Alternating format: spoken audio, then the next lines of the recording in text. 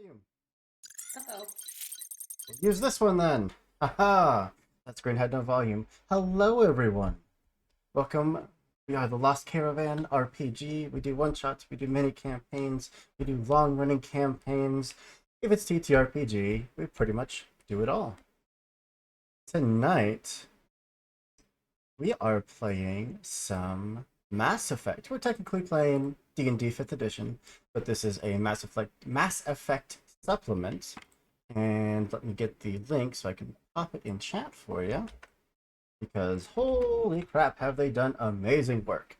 There are custom classes, there are custom species with all of their stats, from Quarians to Turians to humans to AI, which, holy cow, we're going to get to see that today. But before we do, I do have just a few announcements. Pair of sponsors, which we are super, super happy to have. And then we'll go through some of the games we got coming up. First sponsor, of course, is HeroForge.com. It is a super cool website where you can make hyper-customized miniature models, and you can even paint them there on the website. It's what we use to make all of these super cool tokens. They weren't necessarily made for Mass Effect tokens, but we made it work. You might see some familiar alien species on there. They're constantly adding new features, like new poses, action tokens. Like they have spinning like model tokens now. It's very cool. They have new armors, new weapons. They have futuristic gear, post-apocalyptic gear, modern gear, fantasy, all kinds of stuff. You can use the link there posted in chat, posted by the lovely Pio Nova, to get cool stuff and support us in the process. And we heckin' love you for it. Other sponsor, as I kick on the music, is Epidemic Sound. It's another super cool website where you can find a library of just thousands of royalty-free songs and sound effects. And if you're a content creator like us, then you have to worry about things like copyright strikes, because holy cow, is that just horrifying. We've never had to worry about that with anything that we use for Epidemic Sound, and their stuff is absolutely top quality. Like what you were listening to right now, they have just any mix and match of genres you could ever want. Like I searched for 1970s depressing synth, and I got a library of hundreds of songs. Well, mostly because when I looked up what genre does Mass Effect play for their music, they said 70s and 80s synthwave. So, but you can use the link there, also posted in chat, to get 2 months, 60 days, totally free access to the entire library of songs and sounds.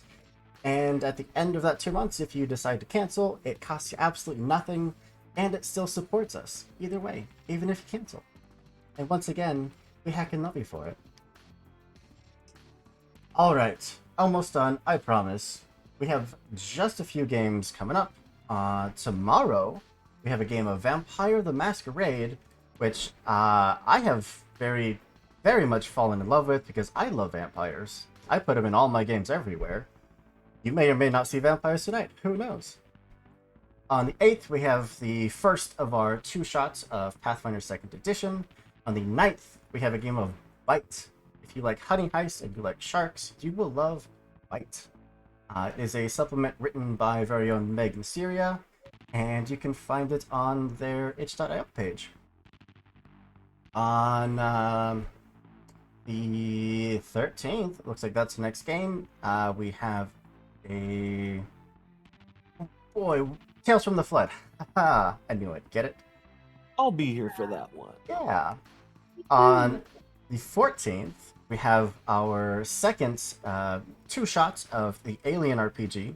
This one run by the wonderful Meg Syria, who knows so much about the Alien world and lore. It's insane.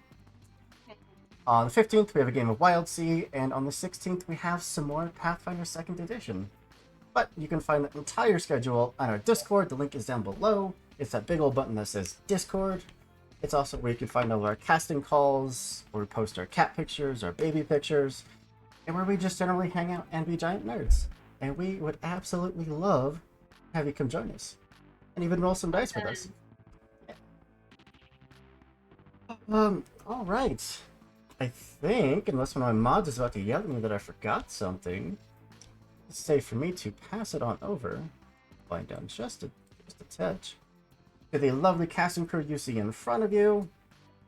Give them a chance to tell you who they are and who they're playing tonight. We'll go in a counterclockwise fashion, starting with the most knowledgeable Mass Effect fan here, probably compared to the rest of us combined, Nikki. I don't know. I don't know what Mass Effect is. It's not tattooed on my body. I don't know. I don't know what you're talking about, Andrew. Anyway, I'm Nikki. I'm Coyote Witch on Twitter. I do, in fact, play a lot of Mass Effect. Our wedding theme was Mass Effect. Kind of a big nerd. Yeah, I really love this game. But yeah, you can find me at Coyote Witch on Twitter. I promise I don't just talk about Mass Effect. I also talk about D&D a lot. I will be playing tonight Rayla Nor Vastombe Narquib, a Quarian, if you couldn't tell by the name. She is a infiltrator, which is fun because I've never played one of those before. And she is basically no longer wants to be stuck on the flotilla, so she is going out into the stars to find adventure in the world. And that is why she is here, and she has gotten into some trouble probably, so we'll find out what happens. Absolutely. What was Raylador? Is that how you pronounce that? Rayla Nor. Rayla Nor. What was her most harrowing adventure? Probably just getting away from the flotilla because it's surrounded by Geth, and I'm sure she ran into some of them. So probably just trying to escape that whole thing, and somehow she's found herself here, wherever here might be. I don't know. I also will be in tons of Lost Caravan games this month. I think we have 3 more to get. 3 more, yep. Yeah. So you can just find me here. I'll be here. All right, move on down to Pope. Hey everybody, Pope here, and happy to be here for some Mass Effect, playing Rick Montag, our combat medic engineer. Both of us use he/him pronouns, and I'm just hoping that no one does anything where I can't put them back together. No promises. What was Montag's most harrowing adventure? So, about that Reaper thing let loose on the Citadel, that's probably it. I mean, there's a lot of bad things that have been happening to the Citadel. There was lots of fire, and it was rough. Fair enough. Alright, so we'll jump over to Blair. Hi, I'm Blair, otherwise known as _Canadian Moose. I come over from High Shelf Collective, where I actually play Mass Effect, but a different type, not 5e, the Cyberpunk Red Hack. So this is a little new for me, and I'm playing a character very different from the one that I play over there. I am playing Arkai, who is an unshackled AI. She used to be a kind of like a caretaker AI, and then through unknown events, we'll say, kind of got an upgrade to be a little bit more battle ready. So now whenever she's needed, she goes out on little missions. So. All right. Brings us over to Sin. Hello! I am Sin Synthetic 20. And and tonight I am going to be living my autistic dreams of playing an Elcor for the first time. I am playing Veltax. Her pronouns are she, they, mine are they, them. And we're going to get into it as I have created some weird amalgamation with the. I've got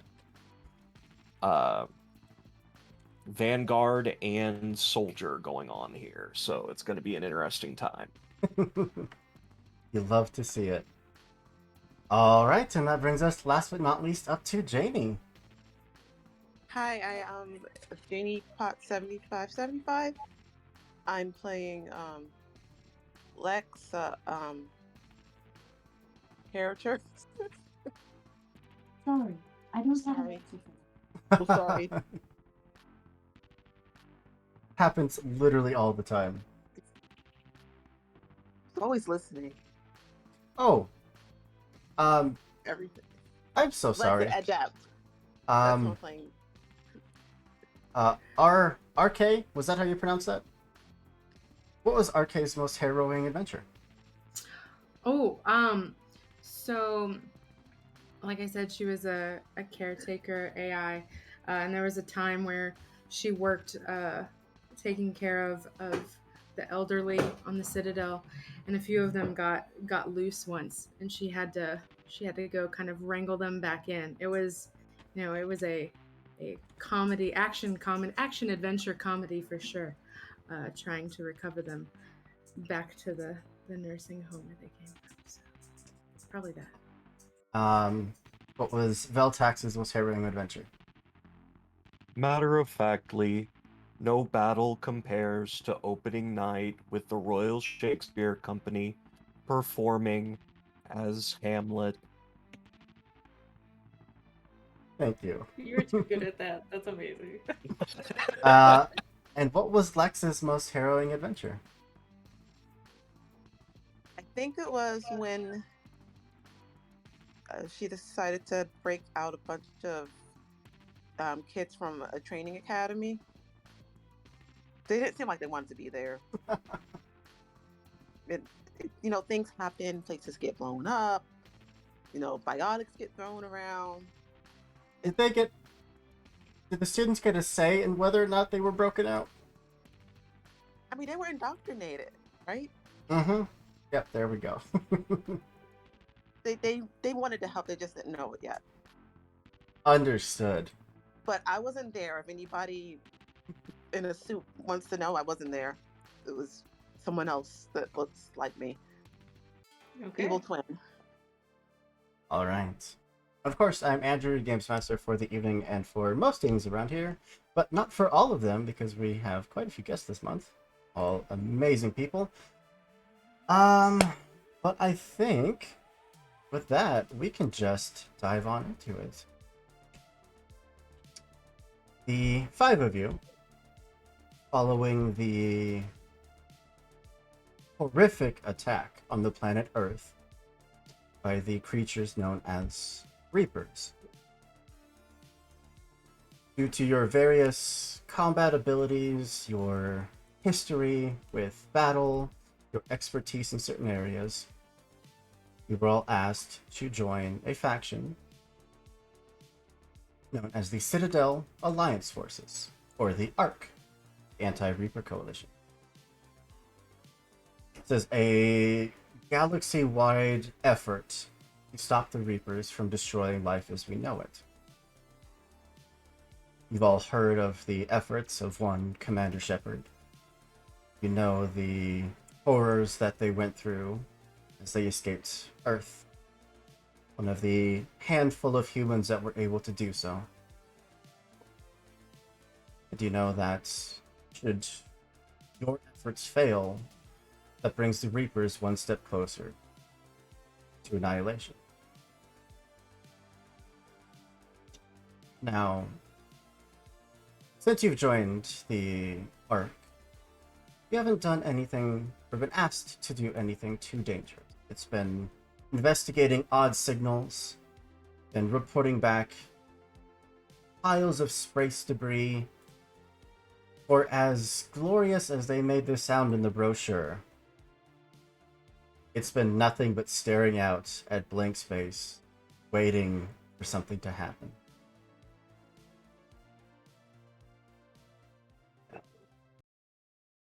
Now, which one of you would be piloting your small... Not carrier, that's not what I'm looking for. Like your small cruise ship. I did not take vehicle handling this time. I have it if necessary.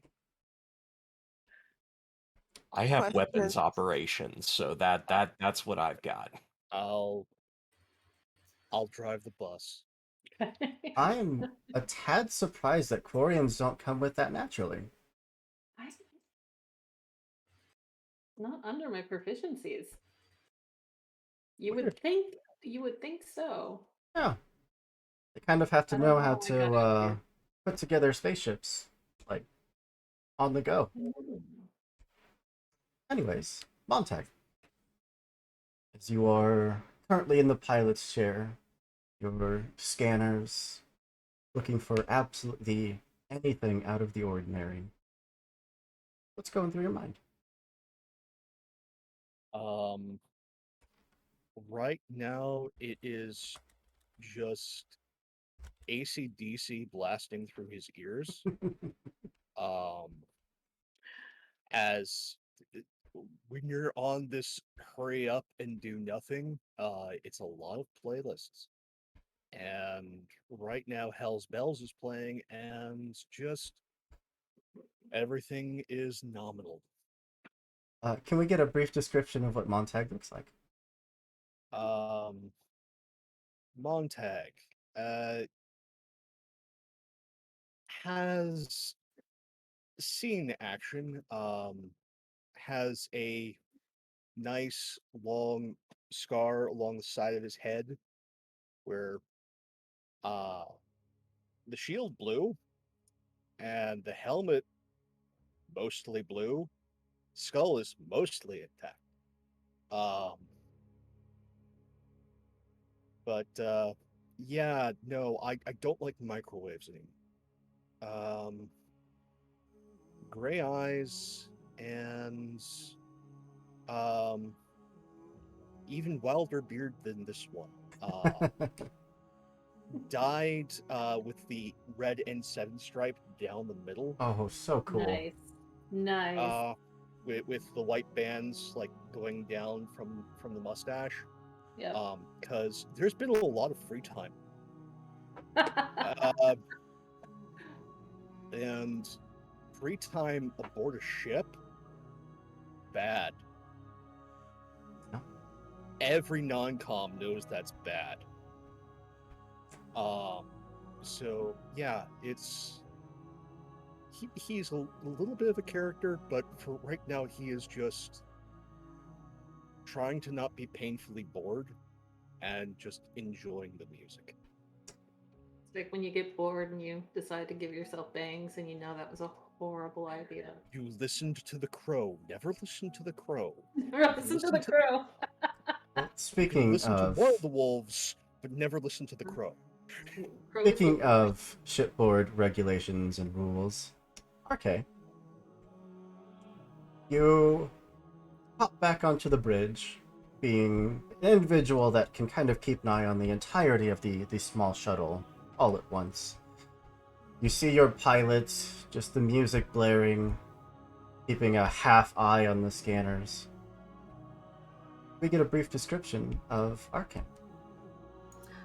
Yeah, RK is so her AI style, she is completely like a hologram.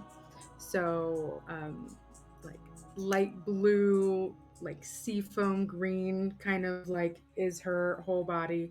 She has she's female presenting, has like long flowing hair. You know, her the way that she looks, at least like face wise, would be somebody that like a child would respond well to, like comforting on first glance and stuff.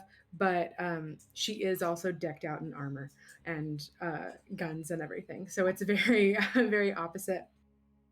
uh, and she's probably been like walking around the ship just asking anybody if she can help with anything. So she probably walks back up, says, Montag, is there anything you need help with? No, friend. Just he like leans back from the chair to the viewport, and he is a lot black. Behold my field, it is fallow. How about a sparkling water? You might get thirsty. I appreciate the sentiment, but I as the coffee cup is still steaming, I'm good. Okay. With this conversation, Veltax, we get a brief description and then where you would be on the ship.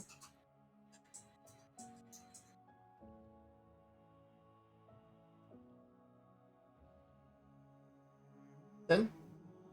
Oh, sorry, you said Montag. I said Veltax, but Oh, I'm sorry. it's my accent. I thought I heard. Weird. Veltax would be standing near the weapons station. She would look like many other Elcor of her kind. Slightly peachish skin, has a few decorative earrings that come off, are not actually attached to her head, but are attached to like a blanket that comes over her back. And she would be standing there, quadrupedal as always, whenever not in motion, and just kind of going over her best performances. She would much rather be on stage performing either Hamlet or another one of Shakespeare's wonderful plays, but this is where she's at. So she might as well experience those things in her head. With you kind of absent-mindedly, sitting, mind wandering after who knows how long you've been out here just staring at nothing. Lex, you enter the room. Would you give us a brief description? Yeah, Lex is just an average size female presenting person. She's only wearing like a tank top and shorts for some reason and a pair of running shoes. And she's got her head shaved and her hair is like blue and black, and she's got tattoos and piercings everywhere. Nice. She's just probably just like judging everyone. I think if there's a sparkling water, she's just going to take it and have a drink. I can only fathom at the amount of conversations that RK and Lex have had about the regulations and uniform requirements, and your hair is both too short and too long at the same time. Why do I need a uniform? I'm here, right? So you step into the room and you see Veltax kind of absent-mindedly just staring off into space. Anything you'd like to say or do?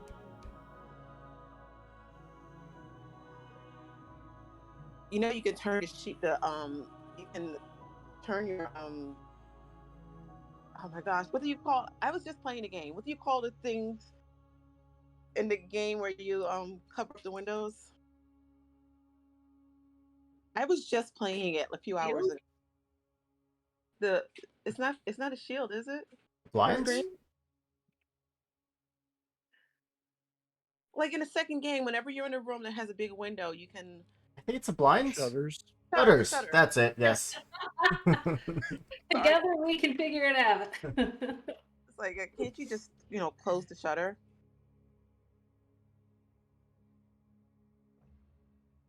There's a button right there. Distractedly, to be or not to be, that is the question. You need a better question. And she's going to like press the button to close the shutter. We're gonna have so much of that. Stan, you were gonna be sick of that voice by the time we're done. I will not be. I love it. Keep doing it. We're gonna find out everyone's limits on monotone tonight. The two of them are off in kind of like the kind of a viewing room off to the side. Rayla heading up the hall towards the cockpit. You overhear this conversation. Ahead of you, you see RK and Montag. Would you give us a brief description? Well, all you can see is the Quarian suit because I have to wear it. So it's very purple, but it's a darker shade than like Tally's Aura wore. So there's no swirls or anything, but it's very like dark purple blacks with small gold accents. And then like her facial mask is like gold that comes out, but that's the only like real color other than this matte colors that are all over her. She looks very dark and she can get lost in shadows other than like the glint of her armor pieces. And then her mask is purple. So you can every once in a while see the glint of her eyes through the mask, but otherwise nothing. That is her. As you do, you reach the cockpit. You see two of your companions discussing sparkling water and the noise regulation. RK, there's a ping on your scanners. That immediate FOF tag goes out, searching to see if it's an Alliance ship, if it's a Citadel ship, what it might be, or if it's just floating junk. At first, it takes a minute for that tag to get back, trying to identify that vessel. They worked hard to keep themselves unidentified. And then it gets back to you, and you have that sensation that some of your mortal companions might consider fear. This is a Cerberus ship. Not just one Cerberus ship. There are 3 Cerberus warships. This is fine. Right. She's gonna like instantly just send that out to everybody else's Omni tool, just immediately letting the rest of the crew know. And just saying, "Excuse me, we have 3 Cerberus warships right in front of us." Strap on in, folks. It's gonna get bumpy. Do we have weapons? And You- no, I am not doing the Korean accent. Y'all don't want me to try, so she's hiding her accent. I mean, you have very small, like, anti-personnel weaponry. You're a scouting ship. You're meant to be speedy. Though they don't seem to have detected you yet. Are we near any planets we could go hide behind or on? The closest inhabited planet is a planet named K Uram.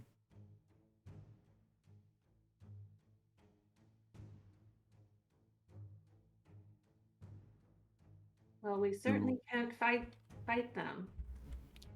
Oh no. Do we want to bring them closer to civilization? What I want is to get him to chase me and hopefully collide with something.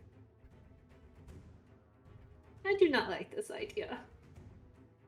Hey, that much mass going at that much speed, it'll tear itself apart. I do not put so much trust in this vehicle. Credulously, are you that good of a pilot? On some days, yes. I think today's one of those days. Okay. Shoot. So, even just the short time that you've been having this conversation, this trio of warships have started to move in closer, not necessarily towards you, but looks like they are headed to said planet, Cape Rum.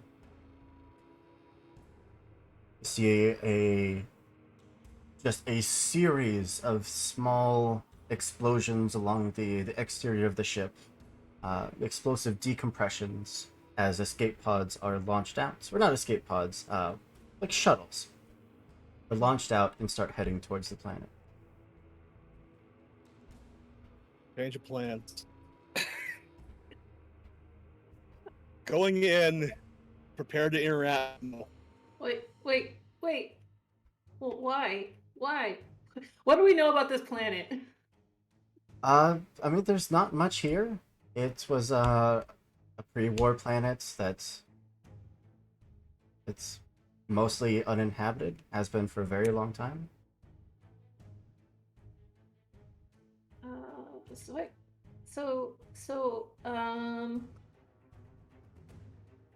There's nothing down there to protect, is there? Why should we go down there? Because whatever they want, they shouldn't be allowed to have. Genuine inquiry. Do we have the ability to call for reinforcements? I was hoping that someone would fire a transponder. I mean, for as stretched as CSEC is, yeah, absolutely. Plus, you have the entire rest of the Allied forces that could come and probably not be here quickly, but they would be here eventually. RK, can you send out SOS? Reinforcements. I should be able to. And can I do? I think I can do that. Can Absolutely, I? yeah. Can I do that? You are an AI. That is snap of the finger. Yay! I think. Do I have to roll anything or just doing it? Okay, cool. Unless Yeah, you're trying so, to throw something spicy on there. No, it's okay. She will. I mean, if there's like a way that she could put like an extra layer of like protection so that she can send it without it being like picked up by anybody Ooh. else's radar or anything. But yeah, basically just saying it, just probably a detailed paragraph explaining the situation. Let's call that science. How's that sound? Sounds good. What is? I have a blue dot next to it. What is the blue dot? Proficient. Means you're proficient. Hell yeah, let's go. Okay.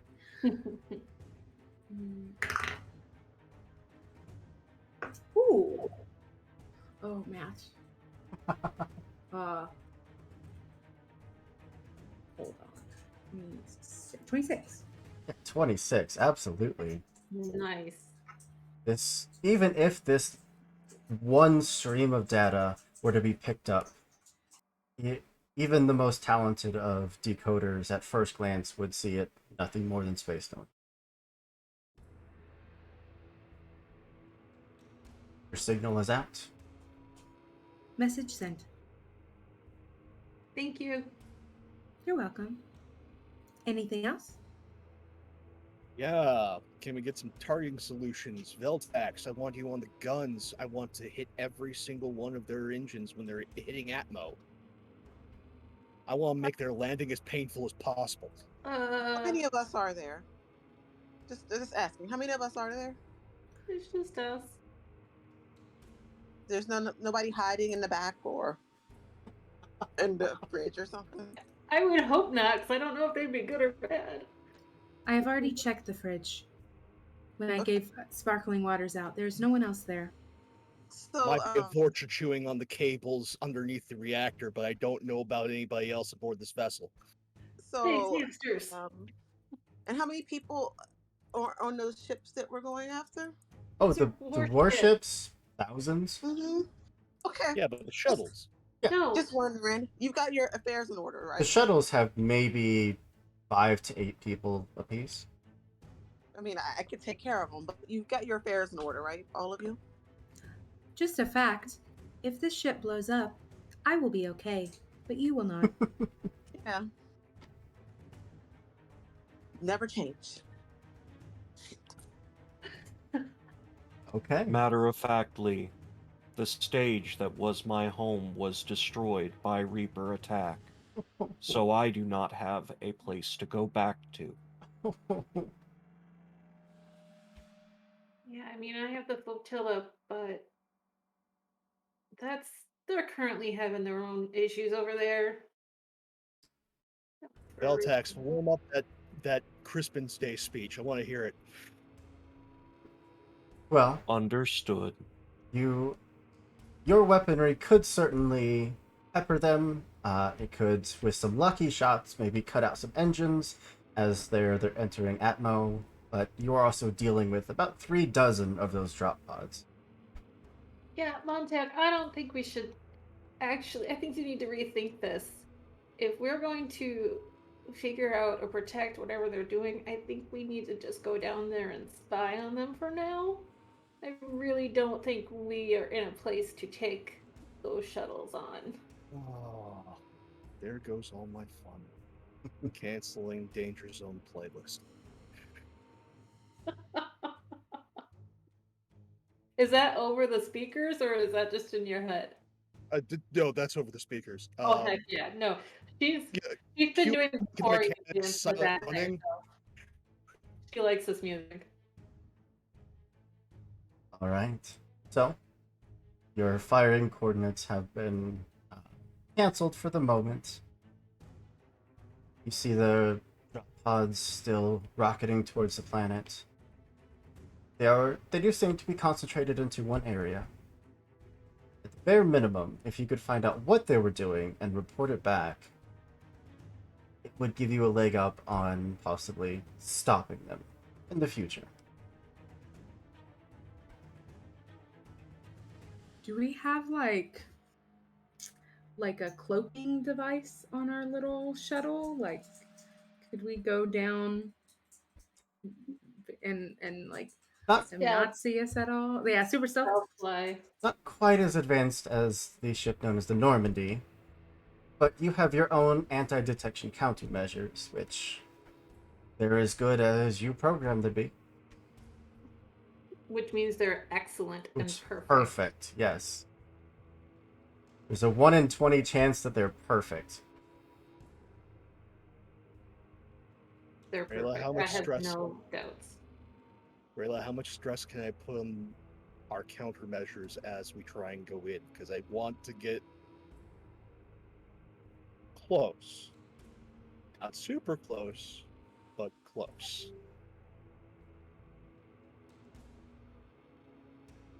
Well, I mean, your small ship has mechanically a little over 1,000 hit points, just about. Depending on how hot you're going, that damage can range anywhere from D4s, which are negligible, which would be automatically repaired, up to D20s, which are going to start causing breaches in your hull, which is going to start puncturing. Yeah. I assume that Rayla would be able to say all of this, I mean, along with RK, because I am an engineer by ancestry. Mhm. So, I would have been spending a lot of time down in like the engineering area and department. So, I would relay that to you, and I'm sure RK would like back me up. So, Montag, Yes. to ask you a question, how hot would you like that drop to be? Let's go with D6 spicy and no spicier, at least for now. So you're certainly going to drop a lot faster than your competitors are dropping, which is great. That means that given proper conditions, you're going to hit planetside first. Would you give me a driving check, please? As you all feel the ship Killer accelerate, maneuvering. and you feel that pull of gravity starting to pull your ship in. 26. Oof. Absolutely. That was a 19. So it doesn't get much better than that. It is a pure just drop at that point. You find a nice slipstream to fall into. The heat is starting to build up around the shield of your vessel, but it's nothing that your systems, programmed by RK, can't take. You take nothing from that.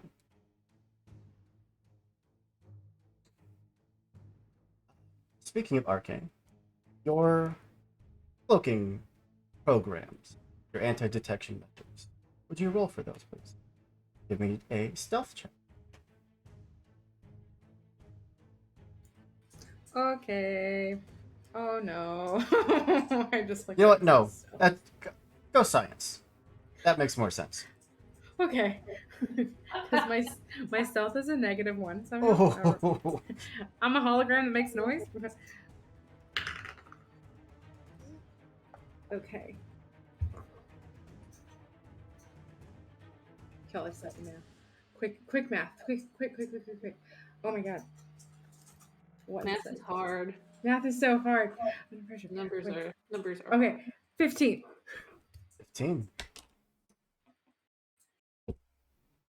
No, I get a natural 2. It doesn't matter what their bonus is. hard. Yeah. You get that sweeping scanner, that notification that they're reaching out in just a general search of the area for anything. Your own counteracting measures immediately. You might as well be invisible, although if they did look outside the window, they would see you. But, of course, they're not going to. Their shutters were closed. Their shutters are closed. Yes. We know that. For the rest of the entry, as that heat starts to build higher and higher, that shield starting to flare and give, would you give me another driving roll, please? Certainly. 23. E.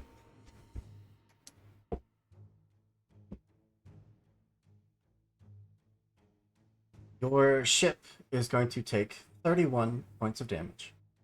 Don't worry, I'm tracking it. You're fine. None of you have to do so. Which is a very negligible amount. The heat is starting to build, starting to melt small pieces of the hull, which you're probably going to have to get tended to, but it's nothing dangerous. And then all of a sudden, there's that shaking, that violent entry, almost feeling like turbulence, like something is physically grabbing onto your ship and just shaking it to pieces. And then it stops. You are now cruising gently, quickly towards the planet. You break through the clouds, and you see a rocky, fairly uninhabitable looking planet. There's storms that are just ripping small chunks of this planet to shreds. Lightning is just raining down across them. Whatever they're here for, it can't be on the surface. Genuine inquiry.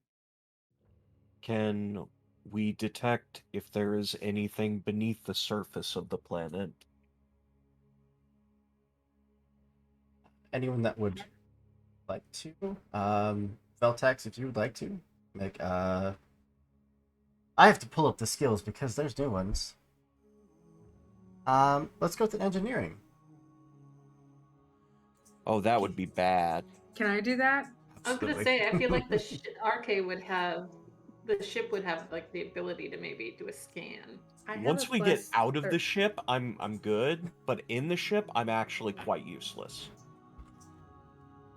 Okay, I'll do the engineering. I have plus 13. It's crazy, crazy. Whoa! Yes. Okay, okay. So that is a 28. 28. The rolls so far.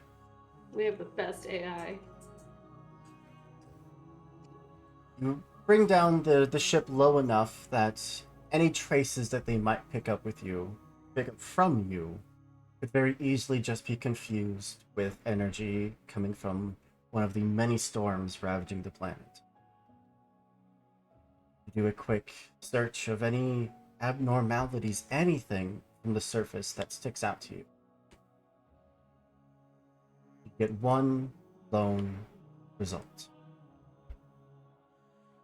Get what looks like an old, like pre-war landing pad.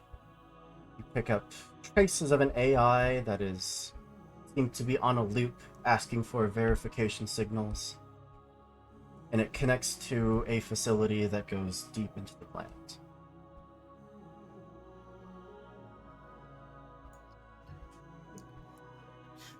Probably do something like scanning. And then it's just like a long time of just like awkward silence. Like, I've only picked up one thing. How far is the facility from us, do you think? Is it like Judging from the speed of your ship, nothing on the planet is all too far from you. You need to say something like probe away. I need to boot up like all the sounds from like the map. Just say there's a facility not too far from here. But that's it. It does go very deep down under the surface. That must be why they're here. Get me an entry vector, and we'll see about giving her a quick park. Yeah. Can I like I don't know, do something to where I can tell that AI like we're good. But in What? AI speak. So are you Yeah, trying on the to fly? are you trying to pass as a signal that the AI would recognize?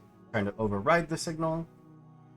Yes, right. Because you were asking, Montag, you were asking like get close, right? So yeah. So if there's something that can, I would say something that's okay, that would clear with, just in case like Cerberus has somehow gotten a hold of it, like something that clears, so it doesn't mess up anything. Roll your science, please.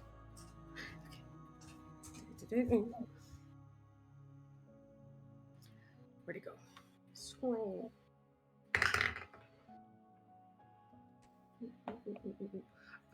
That 15 again.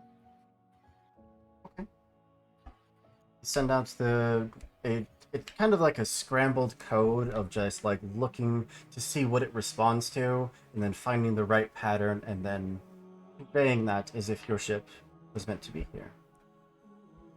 You get the confirmation that the defense weapons are going to stand down, and you are free to land. Though even just your preliminary scan shows that whatever weaponry they had on the planet side has been fried years and years ago. She'll probably like do some creepy thing with whatever signal they sent back or whatever message. She'll just kind of like open her mouth and it just plays. So it's some other like confirmation. Well, I don't know, like some other like. Beautiful. I think we're good to go. All right. Thank you. Okay. The question: can you play music too? If like we wanted you to play music for us, would you open your mouth and would that play? I've never tried that before. Could you play Possibly. the soundtrack? Possibly. Montag, do you have like how you play your music? You said, do you have like a speaker also, or is it just over? I have head cans, but I also have like front speakers are on the console, and then there's the full speaker system, so you can cycle through them. Could she just like attempt to like touch like one of the like headphone speakers, and then it somehow like projects it, just kind of like boop, and then opens her mouth, and it's like, what'd you say? AC/DC was playing. Oh It's my like, God. At this point, it's Mike and the Mechanic's silent running. perfect. There's just and then like that plays. Oh boy. It was great. Truly the most optimized use of one of the most advanced pieces of technology known to the human race. It's fit for Guardians of the Galaxy, really. Yeah. Very important. Very important. But you bring your ship down. The landing pad is wide enough for a good dozen vessels to probably land side by side. It's a massive pad. But if this is where they're headed, it would probably spot you should you be the only ship sitting. What would you like to do? Need to be sneaky, sneaky. Is there an alternative landing site, or Yeah, there's enough Is- open space that you could land elsewhere. next question? Do we have some sort of land vehicle to get us there quickly, or are Oh, we dude. hoofing it? You know you do. You have everyone's absolute favorite land vehicle. Okay, we have the Mako. Heck yeah. You have a Mako. Okay, I have proficiency in land vehicles, so this is okay. So I'm bus Fish driver. and Mako. All right, so let's try and find a nice, not jaggedy, not lightning infested spot and set her down. Easy enough. Bring it down. Go ahead. I was going to say, just because this is one of the few skills that I have, would I be able to perceive a spot using sensors that we would be able to land fairly safely? You think that you could choose a better spot than RK? Yes. Yes, go for it. Yeah. Not that RK might 21. take this, personally. I think your perception's better than mine. That's good. That's fine. Yeah, 21 total. You have a nice kind of. It's going to be a short walk across the surface, but it's going to keep you hidden back from. I mean, unless they start doing like strafing runs across the planet, it is very unlikely they would even come close to spotting you. And while I'm just looking out over the barren land, I'm going to say, knowingly, the undiscovered country, from whose bourne no traveler returns, puzzles the will. Beautiful. All right. With that, your ship comes to a stop. Feel that rocky moment of entry, and then the thud of impact. Everything dim, bare minimum of resources. You have low lights. You have oxygen, of course. You have your basic scanners, and then it's a bit of a waiting game. You did beat them here by a fair amount. Soon enough, your systems pick up multiple signals. Coming down, landing on that pad, taking back off so that the next wave can come through. There's easily well over 100 troops that just got dropped off. A battalion of Cerberus soldiers.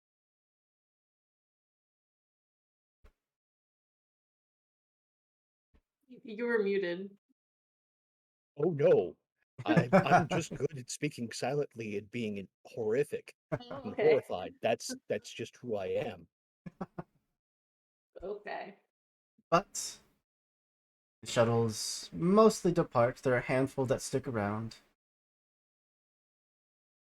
And you were left alone, undetected.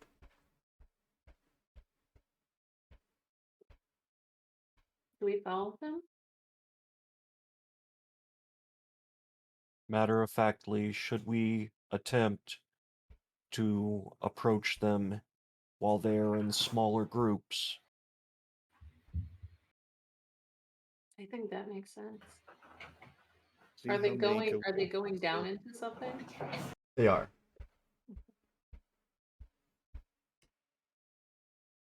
Maybe once they stop dropping people off, we should go follow them and find out what they're doing down there and let them know.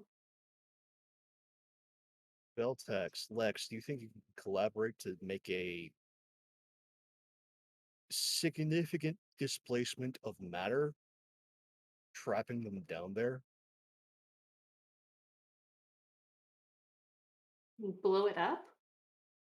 Blow up the top of the facility, have it cave in the majority of the battalion. Something spiteful.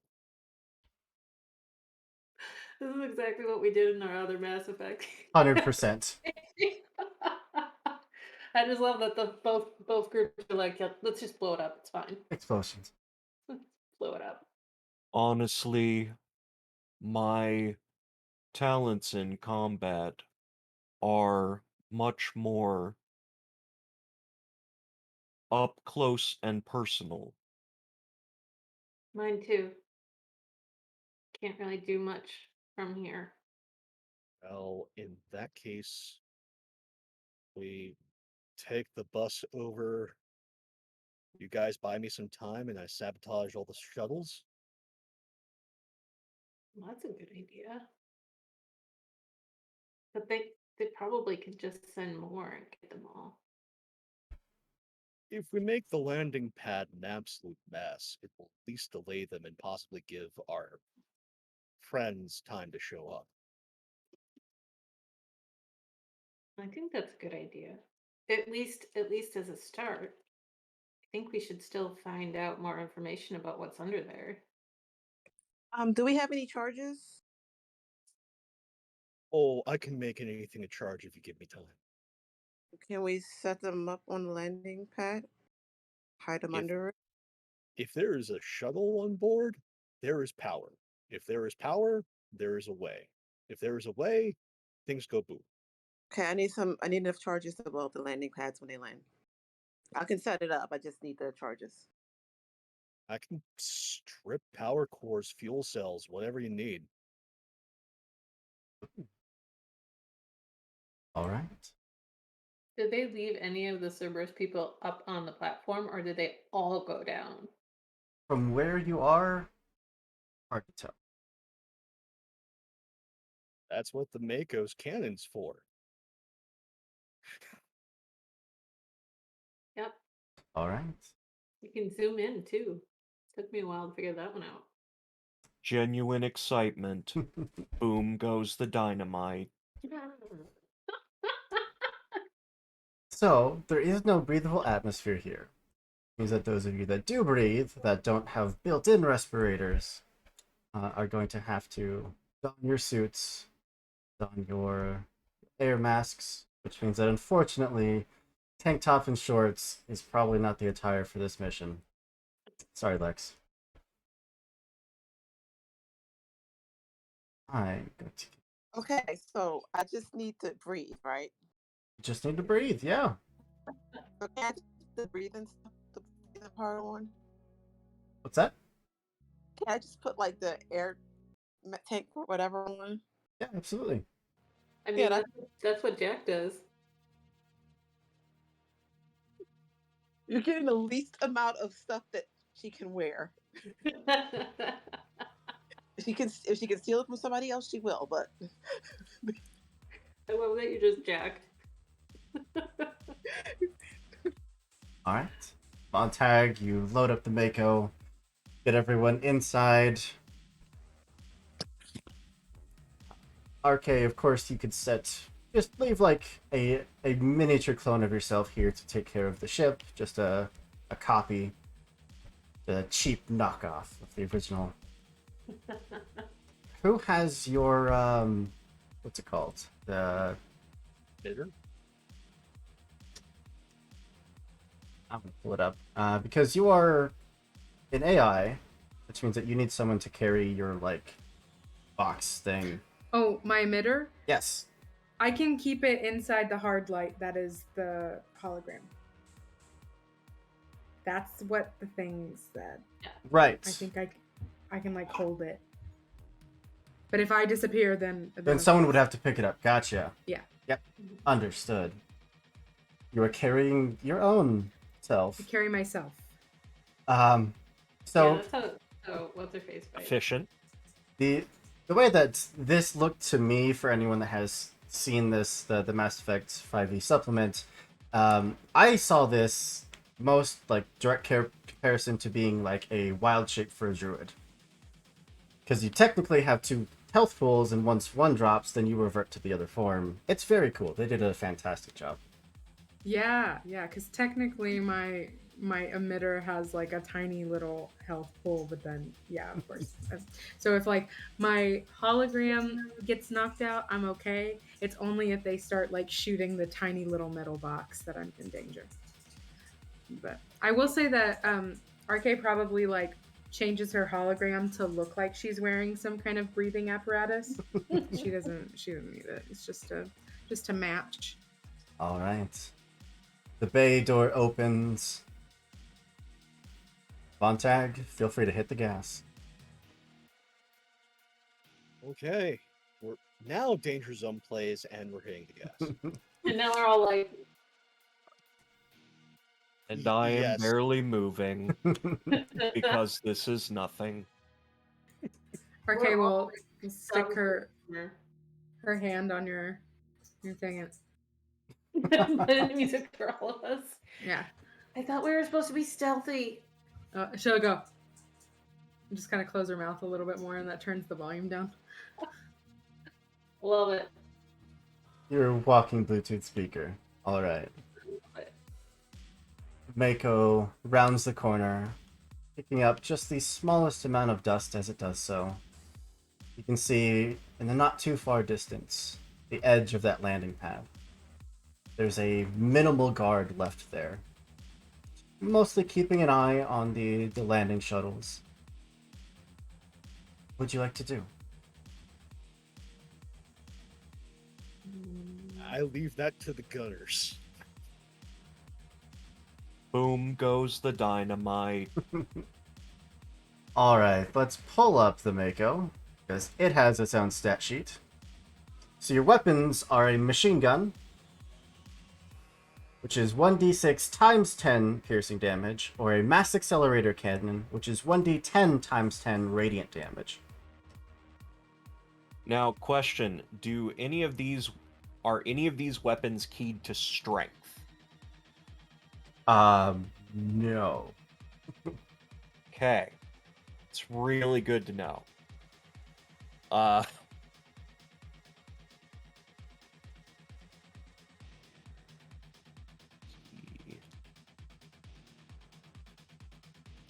Are we gonna attack them just here in the Mako, or should some of us get out and flank them? I leave that to you. If anyone wants to fire the cannons, I will drive the bus until the coast is clear.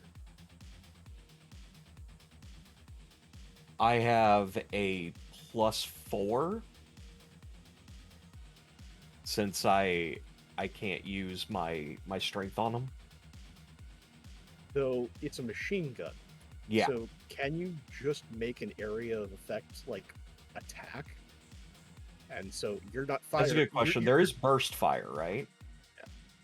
Not that I see. Oh. Huh. Uh, Well, how far away are they from us right now? within gun range. They see us. I'm assuming they see us. Not coming. yet. We're not small. You have the advantage. They're giving you a moment to ambush before they have the chance to return fire. Cool. I think we should just shoot them. Yeah. Okay. If someone has more than a +4, then by all means. Nope, I am not strong. So it's- Well, Plus this one. this isn't It's strength. This dex. is dex. Oh, Dexterity. Dex? Yep. I got +3 in Dex. If you're proficient in vehicle weaponry, then you'd add your proficiency bonus. Otherwise, it's just dexterity. No. which I have I have proficiency in star system weapons actually, so I don't think I would have proficiency in this, would I? Yeah, that's the big old spaceship weapons. So actually, I would have +0. So it's aim and pray. Pretty much. Does anyone else have proficiency in the land weapons? No, God, for once I didn't. So I need to know who's firing the machine gun and who's firing the accelerator cannon. And they're both decks or one is strength? Both decks, yep. Oh, that's I mean, I have a +3 in dex. I don't know if you guys have something more. My dex is a -1, so I'm Okay, gonna not say you. not me. unfortunately I have to drive. Okay, you drive. Fine. I will do one of the guns. Okay. Lex, do you like to take the other one? What's your dex mod? 2 What's your dex mod? +2. Oh, you said 2. I thought you said who. So yeah, I think it's Rayla and Dex. Or Cool. Rayla and Lex. Alright. Would both of you make a dexterity check for me? Yeah.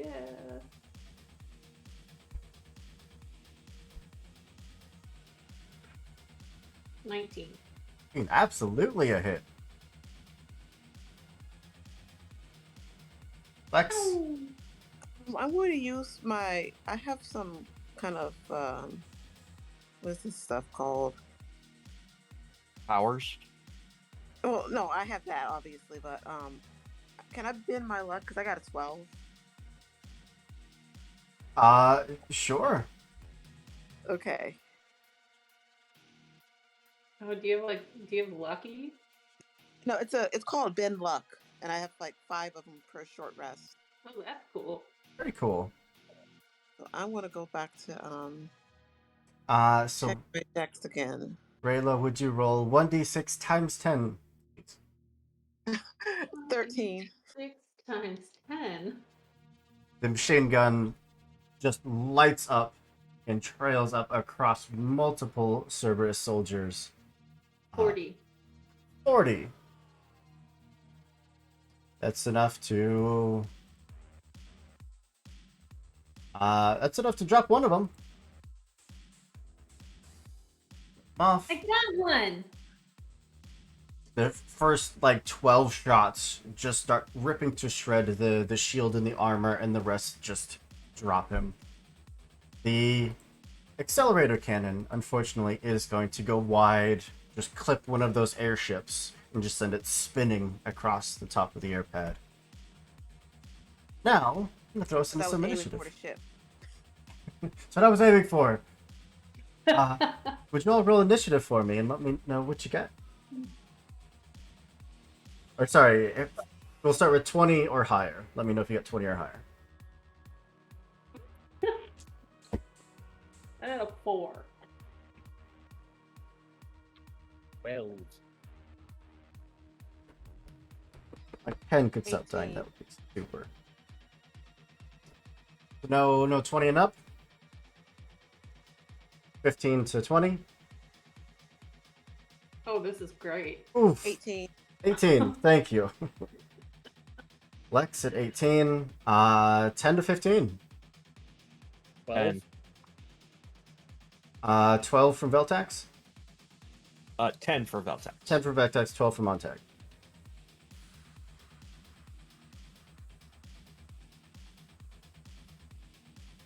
Five to 10. 6. Oh no. I also have a -1 to initiative, so that's great. 1 to 5. 4. A 4. With a natural 20 on initiative, No. the defense force is going to turn and start taking shots at the Mako. Mako has an AC of 16.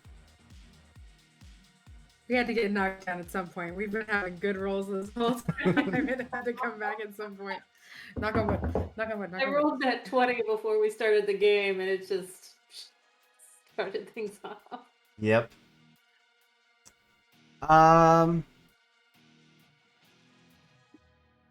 Yeah, let's go with the M300 Claymores. First two, we're gonna open fire. Shotguns. Oh wait, you're not in range for that. What am I doing? That's range of 30 feet. They're rushing the attack. I'm going like, okay, we could play speed bump. No, we're going assault rifles. Natural 17 plus 6 is 23. First one's gonna hit. 8 plus 6 is not gonna hit. And those are 3d4 plus 3. They have quite a bit of armor to get through, so you should be fine. 5, 6, 7. It's 11. That's 18 points of damage from the assault rifles. And anything else that's in range? Nope, that's a claymore. Nope, nothing else is in range. So that's just 17 points of damage to your shield. And then it's down to Lex. You're about max range right now. You're sitting about 75 feet out. Okay. How many targets do I see? There's at least 4 up there. 2 of them at open fire with assault rifles, and 2 have not yet opened fire. Okay. You know what? This is what my character does. So I am just going to walk towards them with my Hop walking. You're getting out of the makeup? out of the Yes. Yeah, with my mask on. That's badass. The door just pops open, and Lex just sprinting out towards combat. What's your movement speed? 16M. 16 meters. 15 meters. If you go to settings, you can change it to Imperial, which is what I had to do because I know feet and not meters. Okay. 16 times 5. This is essentially how they work it. So Settings. so 80. You have an 80-foot move. Okay. 80-foot movement? Wow. Well, that's running. Wow. Because I'm it would fat. be like 40. And then if you double move. Yeah. If you move and then dash, you could absolutely get there. I want to get there, and I want to reeve the first person I get to, if I can. So with your just spending your movement, you could get about halfway there. Okay, well, the read range is 60 meters. Oh yeah, you're fine So- then. Yeah. So I will get into range, and then I just want to reeve whoever's in my way. And I'm just going to go first level for that. Absolutely. I'm going to roll it. I got 13 to hit, 13 is unfortunately not gonna hit. and can I use another luck thing or that? Do you have to roll before or after you know the result? I don't know. Let's take a look. Let me check it. And luck.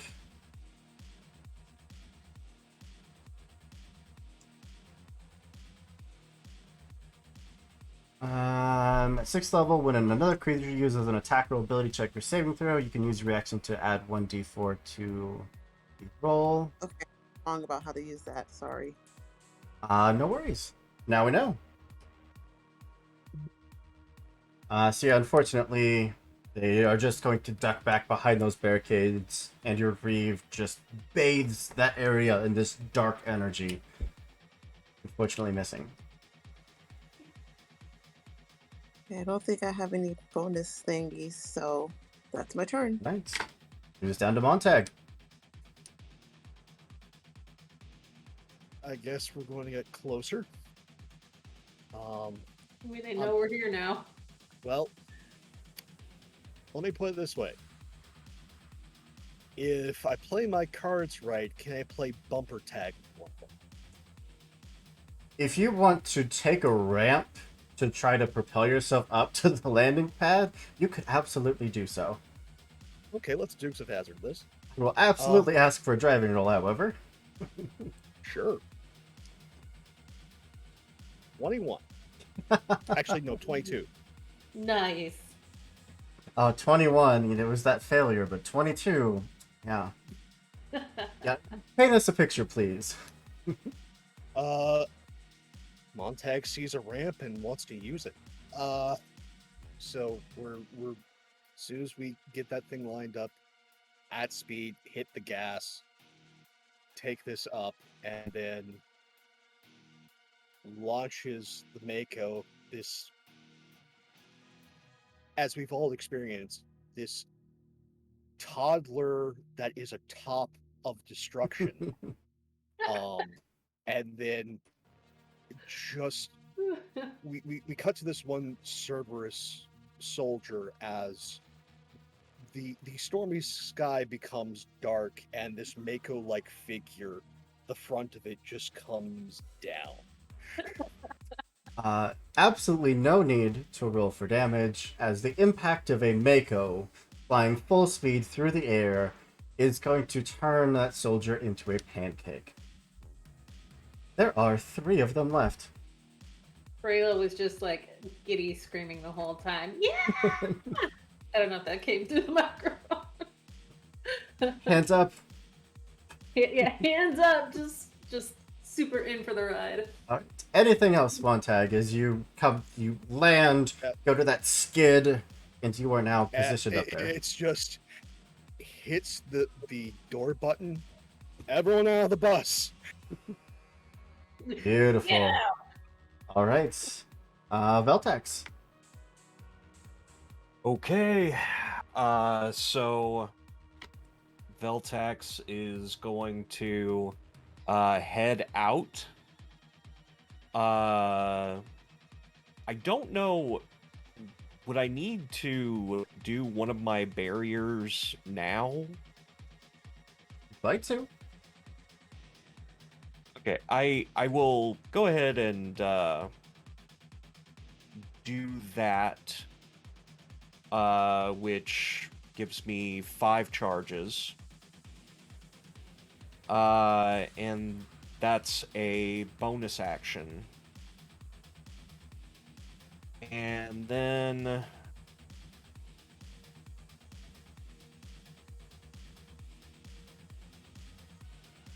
how close are they? Like, we're right on top of them? You are probably within 30 feet of the remaining 3. Which, of the 3, they're, bulky white armor. You do see one that has a solid metal shield planted. The other 2 are kind of posted up behind with assault rifles. Okay. So, if that's the case, then I am going to use charge on one of them.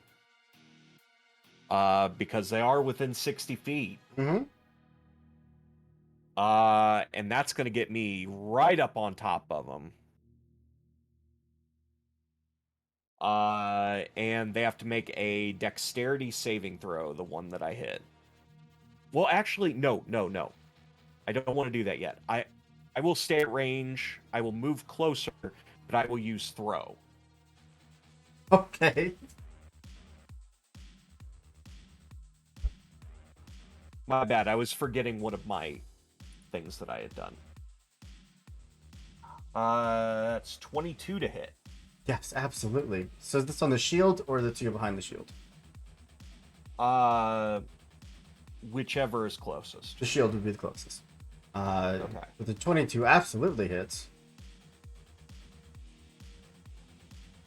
And that will be a total of 21 damage. 21. Gotcha. What does this look like as you step out of the Mako? just I have my shotgun that I have out, and I'm moving like with it in one of my hands. And because I am an Elcor, I have the ability to kind of use my powers through the weapon because I can only hold up one hand at once. So it looks like I am, bringing up the shotgun and firing it, but instead it is a psychic blast that comes out. It just impacts that shield, sends it just skidding back a good 4 or 5 feet. Now singe marks across it. All right. So you still have your movement if you'd like to get closer. Otherwise, you can stick there next to the Mako. I want to be close enough because I only have 25 feet movement. So I want to be close enough that I can close the distance in one turn. So I'm moving up a little bit, but not Like 5 feet up will get you close enough. Yeah. Perfect. All right. So that brings us down to RK. Okay. So, about how far away are they from us? 30 feet. Okay. So, she's going to. I'm sorry, I missed it. Veltax, did you create a barrier? I did my own. Is it creating a barrier? Yes. Okay. It's a biotic thing. Okay. I'm trying to remember. I'm trying to remember if it's like big enough for like. Is it just one person? it's just a It's personal just shield. me. Gotcha. Okay. Then RK will probably she'll wait to do that. She'll probably just get out and pull out her heavy pistol. And she has a thing where she can, with an attack, she can make 2 attacks. So the nearest person, she's just gonna hit twice with that. The big old shield guy. Perfect. That guy. I can find. There we go. Okay. Yeah. So she'll just hit that person twice. I'll just roll them one at a time. Let's see. 15. 15's gonna bounce off the armor. Damn. Okay. And one more time. Oh, that is 21. 21 is absolutely gonna hit. Okay. Wait, that's minus. Damn it! I should have looked at these more. Wait, is that? What? Is everything -1 on my thing? That sucks. Oh no. That super sucks. Well, so with this one, let me check and make sure I'm using the right one. Okay. For everyone watching, RK took Dex as a dump stat. Yeah. I had 2 that like sucked, and I was like, I don't know where to put it. That's where I put it. Oh, I get a 6 on that. So 5 damage. Nicely done. You managed to just, that little mailbox slot, managed to get a bullet in there, and it just rips into the side of the helmet. Yeah. You want to move any closer, or are you good next to the Mako? I am good. I'm gonna stay. Alright. Brings us to Relanor Vastombe. So you said there was a big guy with a shield. The shield and 2 smaller guys behind. Cool. I'm going to run forward just a little bit because I need to be within 30 feet. So, however close I am. You were able to step out of the Mako and be within 30 feet. Oh, cool. I just step out of the Mako and line up a shot, and out of my Omni tool flies this small little microscopic blade. And it bypasses shield and armor. How dare. And it is my Nightshade blade. So I have to make a ranged tactical weapon attack. How dare. That's probably gonna hit. That's a 21. No, 23. Okay. Yes. Yes. Bypassing the armor means that you are indeed beating an AC of 16. Cool. That's 3d12 of damage. I'm sorry, what? What's that? It says 3d12 of damage. We're just gonna go with it. It's on the thing, so it must be right. Horrifying. I can count 17 damage. And then they have to make a Constitution saving throw. On save, where's my d20? That's a 12 plus 2, so 14. Cool. You failed because it was 16.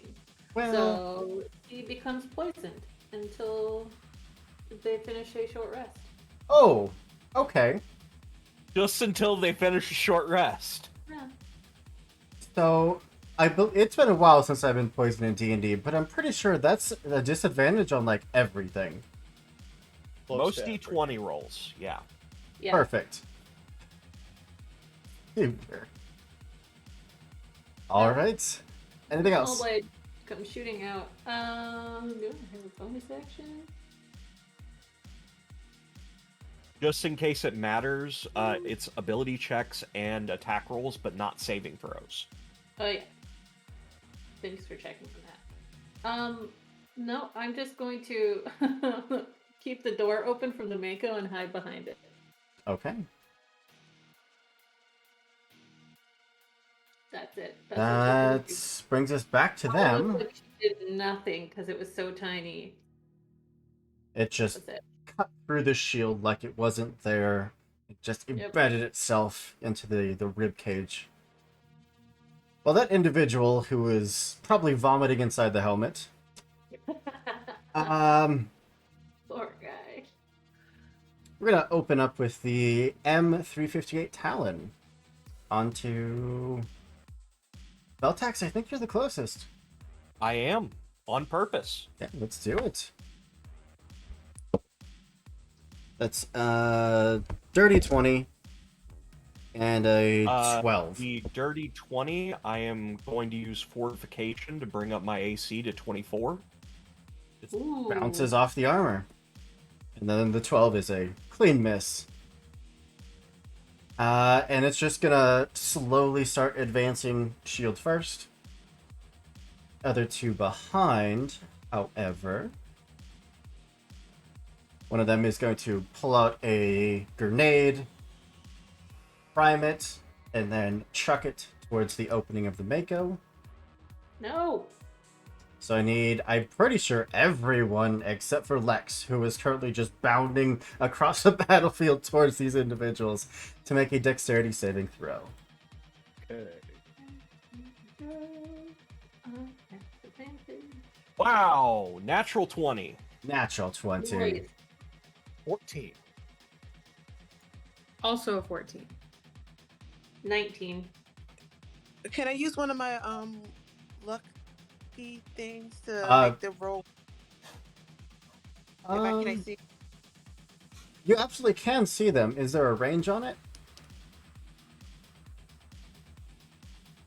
Oh, Lex didn't have to roll for this. No, but that bend luck gives one of you. It's like a guidance as a Okay. reaction.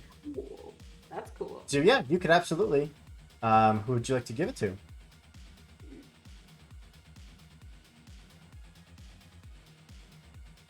Well, it says that if another creature I can see makes an attack roll. So Ability if I check roll or a saving throw. is it an attack or a saving throw? Mhm. Right. So I can see this attack happening, right? Yeah. Can I see the doing it? Well, he threw a grenade, so everyone is making dexterity saving throws. So I want to give it to him as a penalty. He doesn't have to roll anything. Oh.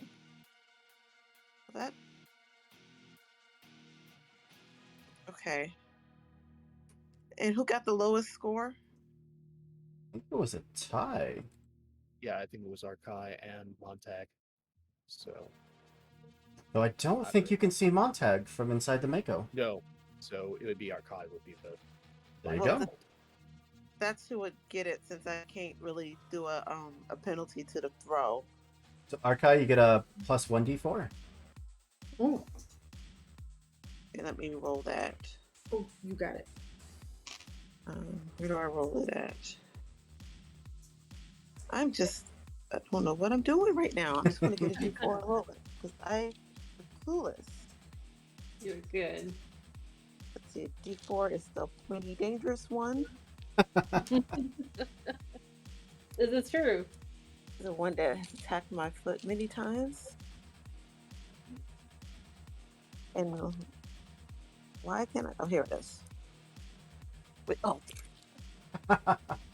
As it Oh, a drops to the floor. A 4! I got a 4. I think that brings you up to an 18. Yes.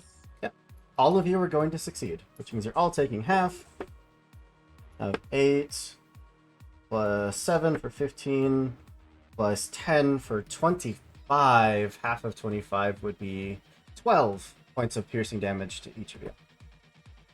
Minus Lex. Lex, you were nowhere near it. I'll go ahead and use one barrier tick to decrease. Gotcha. The other one. 4. The other one is going to open with the Matlock, the M96. Ooh. D20. First attack is and these are against Veltex. You are the closest one. Another dirty 20, and Also a 8. miss because I get that fortification. Both Nice. just ricocheting off your armor, no impact. And then it's back to Lex. You're gonna spend your move. You could just bound up onto the landing pad, and you can be within engagement range. And that's just my movement. Mhm. I still have an action I can make. Heck yeah! So that's what I'm going to do, and I'm going to let me go back to powers. At least there's 2 left, correct? There's still 3. The shield guy is pretty heavily hurt, but he is still standing. Yeah, it's too bad for him. I am going to. I cast Obliterate Soul. So there's something I was looking at that could take more than one person, and I forgot what I was looking at because I got sidetracked trying to fix the Shockwave could.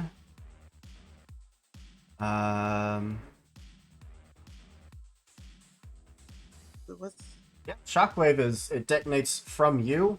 It's 30 feet, so you can position yourself far enough away that you're not going to hit any allies.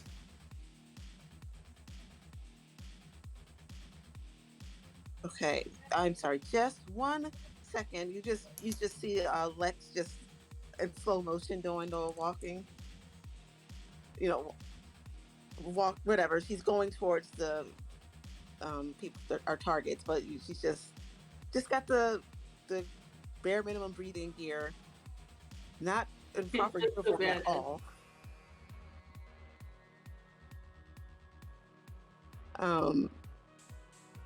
Just kind of annoyed by these people. They should just go away, let us do what we're doing. But no, they're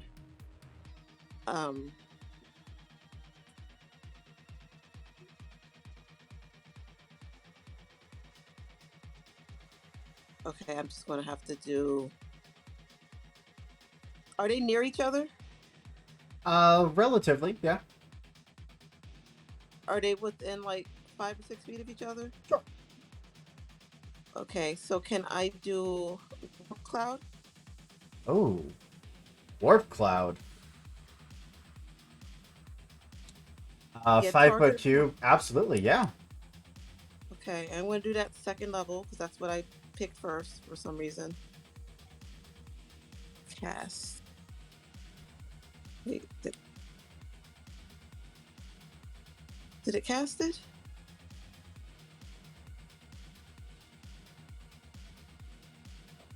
Oh, it's a target a point. Yeah, so at the start So of I'm their part- turn, they'll take the 4d4 necrotic damage. Or sorry, 12d4 necrotic damage. Is it 12d4? Because you cast at a higher level? I cast it at second level. It's 8d4. 8d4. Thank you. Okay, yeah, but that's what I do. All right.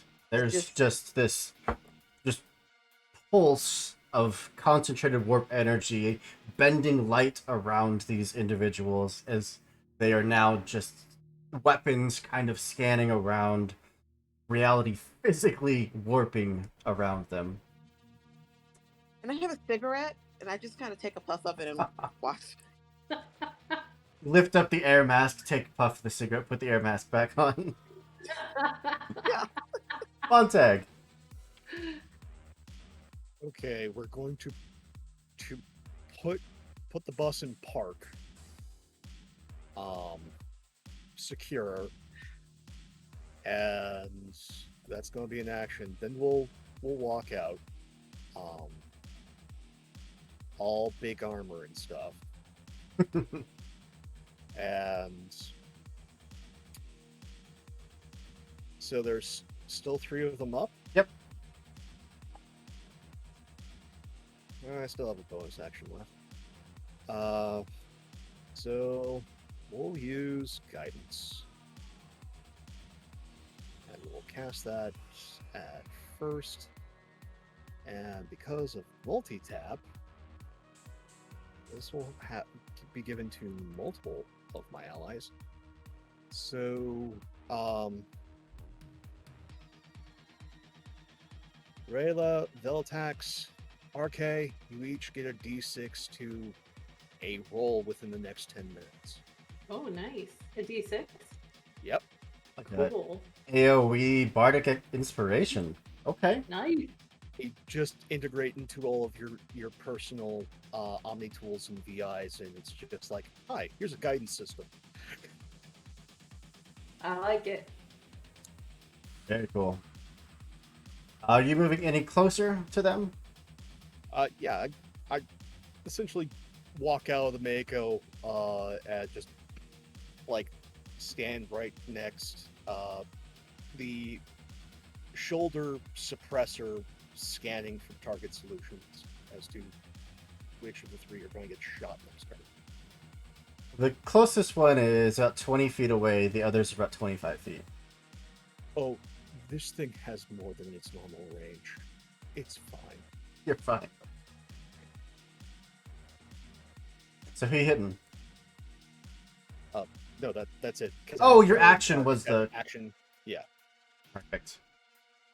All right, that brings us to Veltax. Okay, so Veltax's gauntlets have been charged with kinetic energy using fortification. So Veltex is going to basically move forward at an incredible speed for what you would expect from an Elcor, and make a melee attack. However, before I do that, I'm going to bonus action Biotic Slash. Okay. So, let's see what happens to the big guy. Okay, that's 27 to hit. Yeah, just a little. Okay, so for those of you keeping track, we have the Biotic Slash, that's 2d12.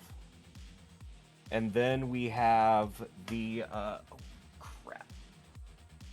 We have the charged up gauntlet, and then my regular attack, which is buffed as an Elcor.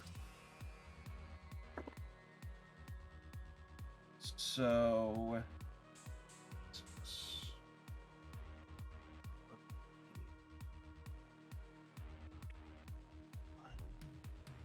Yeah, you math. That is a total of 30 damage from the unarmed strike. 30 points of damage. Dang. Okay. You just straight up slam into that shield. It is now bent at an inward angle. You heard like snapping bones under the force of the impact. Still standing, if just barely. That's the end of my turn. All right. Okay. Okay. I am going to. Is the guy with the shield still up? He is. Okay, I'm gonna focus on that guy. First, I'm gonna use. I'm reading things again. This always happens. We get into combat and then I read my stuff. I'm gonna use my bonus action. I took the Alkalite heavy pistol, and so with my bonus action, I can consume 2 heat, and it gives me an additional 2d6 force damage. So. Oof. I do that with my bonus action, but I still get a double attack. So I'm going to hit that guy twice. Okay. I'm going to add... Can I add my d6 to my Yep. to my roll? Okay. Great. Okay. So 17? 17 against the big guy is not gonna hit. Shit. Okay. Then Wait, what kind of damage is that?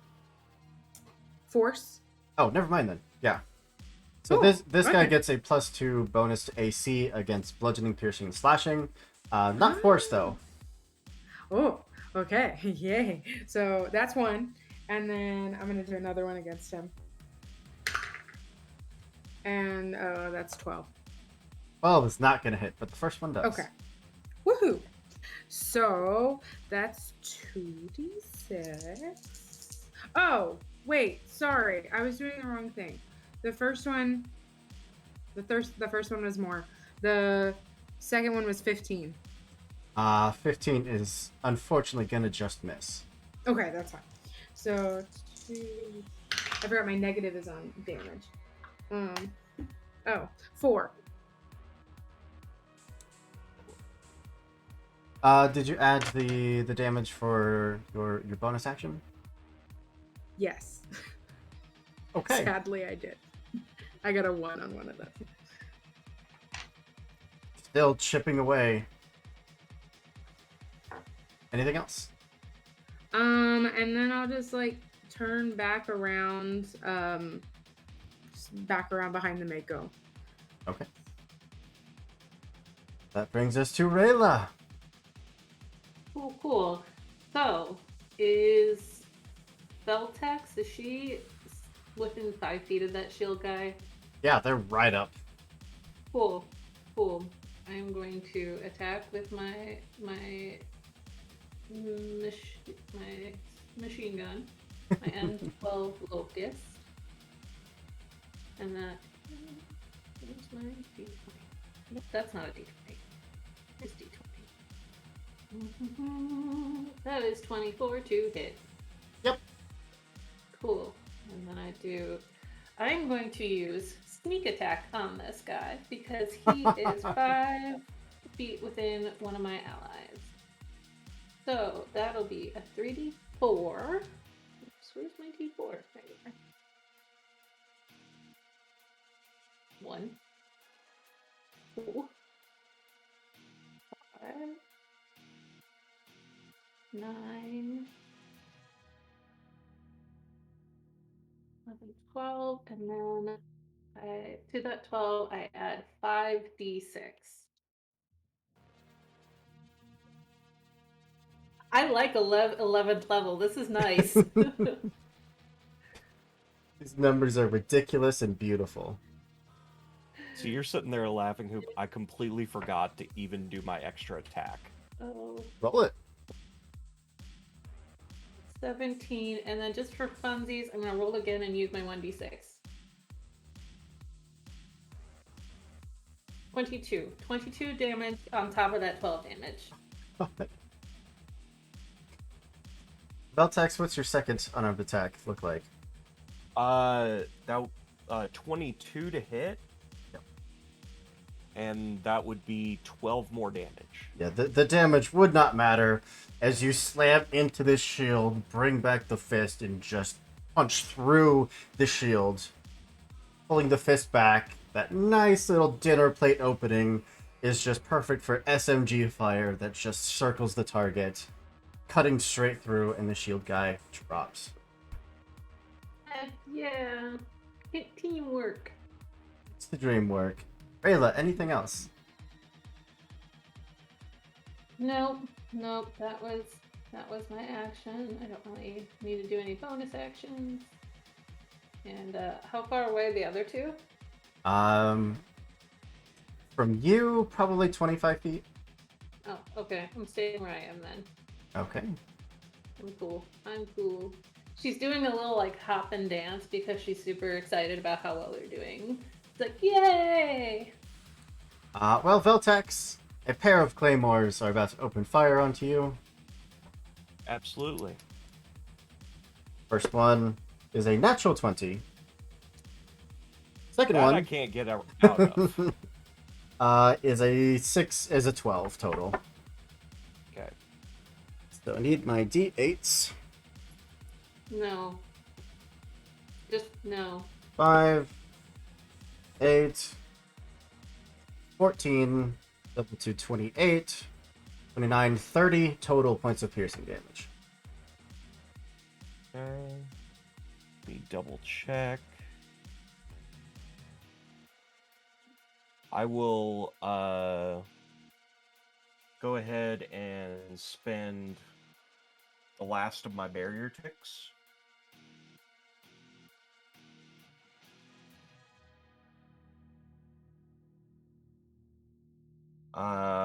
That brings it down by 18. So 12. 10, yeah, 12 damage. Thanks. Nice. Well, that's them done. They both open fire with the shotguns, now start backpedaling, moving away from you towards the entrance to the tunnel. Important point of clarification. I threat at 10 feet. Are they moving out of my... Yeah, they would be. So, reaction. Yeah. That's a 21. Yeah, they don't have their shield anymore. They are much easier to hit. 10 damage, the lowest I can get. And damage. Still, these ones are not nearly as tanky as the shield was. Alright, well that's them done. Lex. Oh, I'm sorry. At the start of their turn, Lex, would you roll your 8d4 necrotic damage? Nice.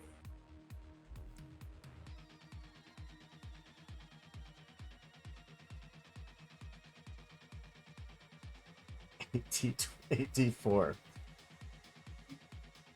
The numbers in this game are so beautifully ridiculous. I love it. I love it.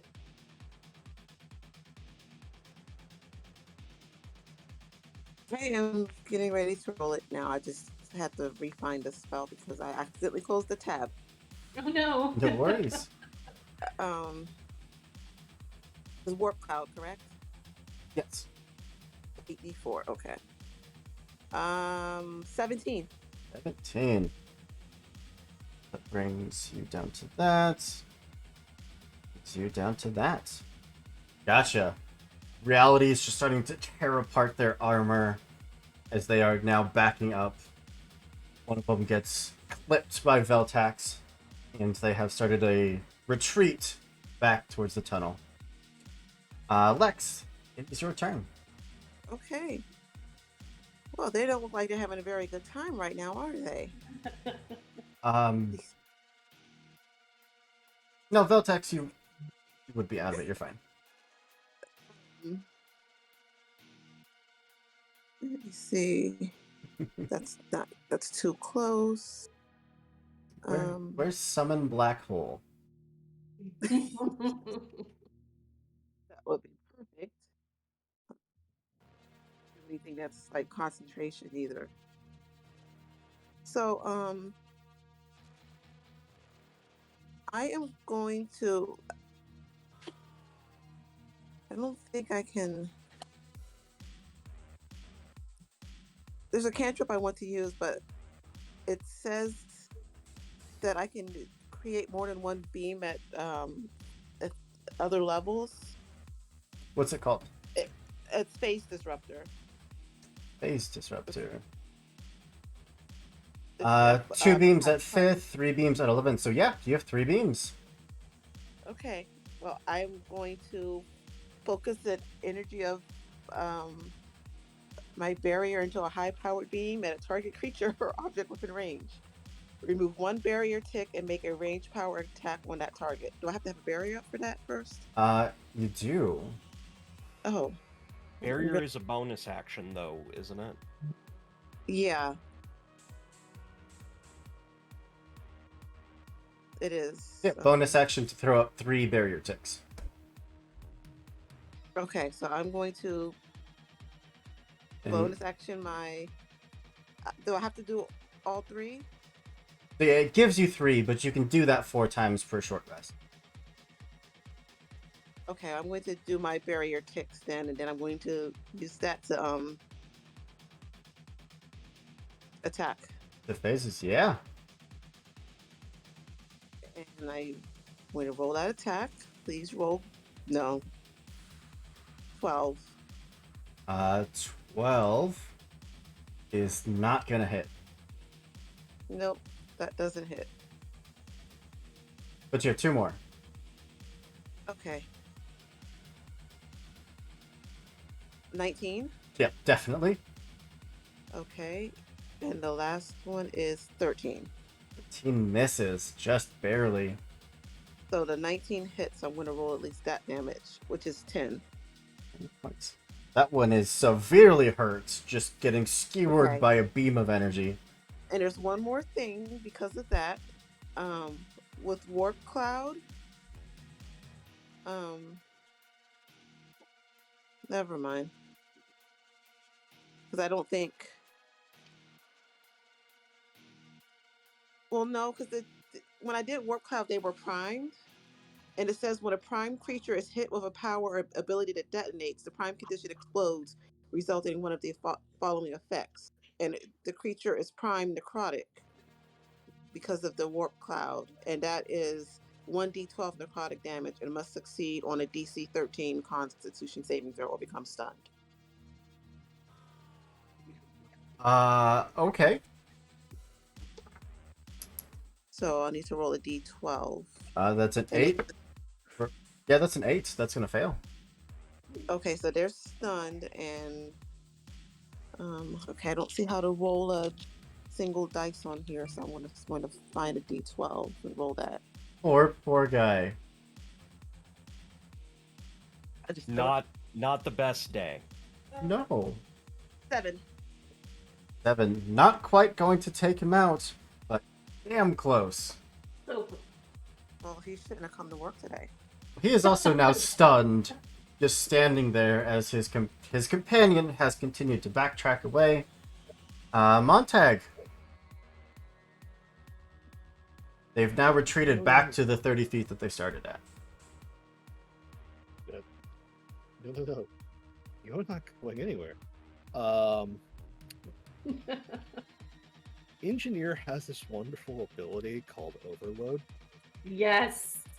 and at 11th level, I get at level 2 casting for freezies with an advancement. So I want both of them to give me a dex save of DC 15, please. I believe the stunned individual fails this automatically. Mhm. Delightful. The other one is a total of a 9.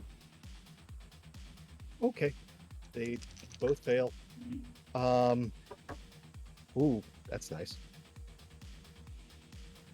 23 lightning damage. Oh god. One of them is obliterated. Ooh. The other nearly cut in half, but is still starting to now turn and just like limp his way towards the doors. Does that count as a detonate or no? No, Overload is a prime, Oh, so okay. it primed lightning now. So if he gets hit by a detonate, oh wait, Then the because lightning explosion Yep. happens. So yeah, there's that, and then so that was the action. Yeah, no, I just maintain getting closer to that guy. I have my own shield. As bring that up, the whirring of the servos on the shoulder turret, just getting the targeting on the one running away, and pulling up my phalanx pistol in the air hand as I rush off after him. Okay. Well, Tex, there is one left, and he is severely hurt. So, just for funsies, Sure. if I were to close distance by using a ranged attack like charge, would I still suffer the effects of the AoE that Lex had up, or could I move to the side to make that not happen? How big is that cloud? Warp cloud is... It's only a 5-foot cube. Yeah, you'd be fine. You could just sidestep Okay. it. Fantastic. Then I am going to go ahead and use charge. And the target must make a dexterity saving throw. And it does detonate. Oh, a natural 19. Oh, dang. Okay. I do still get, with my bull rush, I get an attack off. Yeah, go for it. So I will use melee. That is 28. Yes. You know that's a hit. I was expecting 14 damage. How would you like to finish this? I think just the sight of an Elcor charging through this warp cloud and suddenly just slamming down their fist Physically is crushing underneath the weight of the blow. Terrifying. And the landing pad is silent. Short of the sounds of the incoming ion storm. You're left staring at the wide open, massive steel doors that held this facility closed. Now the doors are open. is it before we run in? Can I set those charges on the landing pad so that if anything lands on them, they blow up? Yeah, absolutely. You could take a short rest if you'd like. Take some time to... Short rest is an hour, though. I don't know if we have time. We'll call it 10 minutes. Cool, let's do that. But while they're taking a short rest, why don't we let the players take a short rest by going to a quick break, give everyone a chance to grab a drink, stretch your legs, do what you gotta do, and yeah, give us just a few minutes, and we will be right back. See you soon, everybody.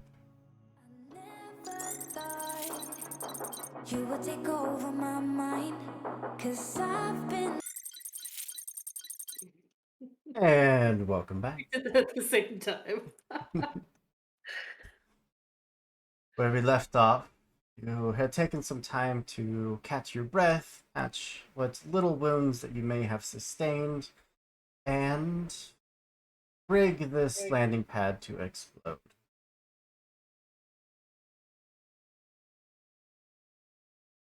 Back up. If this isn't too loud, please let me know if it is too loud. Oh no! We are scrambled. Thank you so much. I was testing you. That should be good. We are really Thanks, husband. All right. Preparations had with any abilities that you have recharged. What would you all like to do? Okay, the charges were set so that if somebody comes down, it'll blow up. But it won't blow up the door, right? If we go in there? Correct. It's far enough away. You have a good 30-ish foot gap in between the landing pad and the massive doors that lead into the tunnels. Cool. Can I, any of the people that we like took care of out here, can I see if I can get some information off their Omni tools? What kind of information would you like? What are they doing here? What's down below? What their orders are. Big mission brief, yeah. Okay. Cool. Yeah. Can we move the bodies? Do they have money on it? You somehow find 10 pieces of gold. Weird. Hasn't been a currency used in this galaxy in Really like many, that. many years. Yeah, roll your science.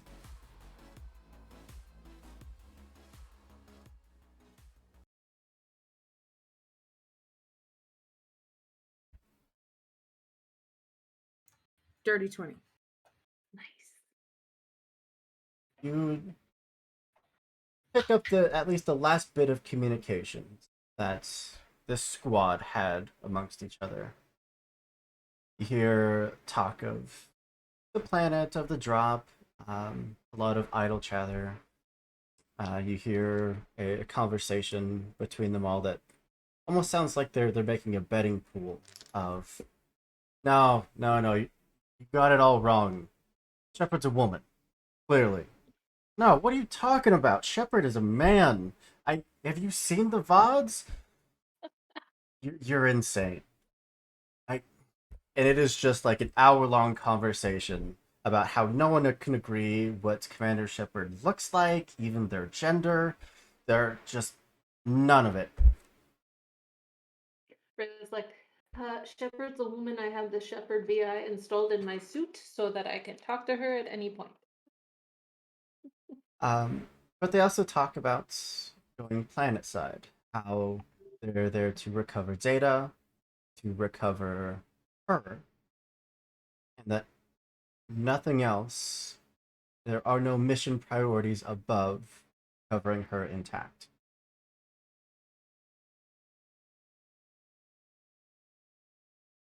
Recover her as in recover Shepard? No, two separate conversations. Oh, okay. I was like, what? I was like, we're playing that? Okay. The It's surprise. They just said her. The only identifying tag would be the code name associated with this individual, the Queen of the Stars.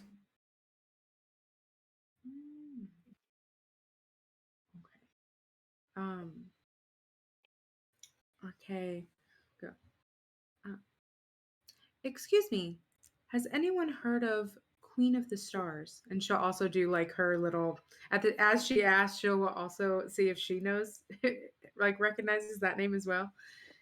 Have History check. any of you dug much through Cerberus records? Probably if we knew that at some point we would be facing them. Sure, yeah. You feel like you have, then yeah, history check. Nat 20. Very nice. 17. Natural 2. Also nat 20. Yeah, oh my goodness. We know everything about Cerberus right now. All of it. All of the You data. have too much free time.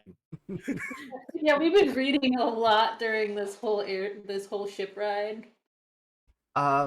Queen of the Stars. It calls back to a program, one of the earlier programs that was put together by Cerberus.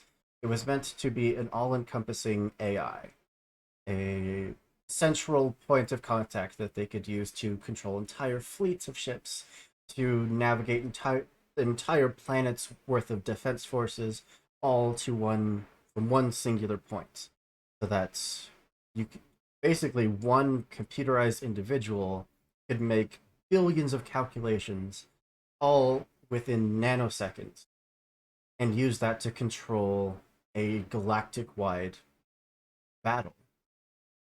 It never really took off the ground. They had problems with testing, they had problems with funding, and the project was eventually scrapped. But it looks like they found something here that they've deemed worth picking it up again.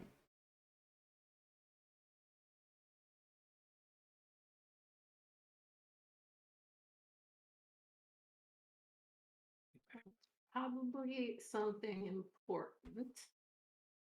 Otherwise, they wouldn't come down here. Fleet level AI.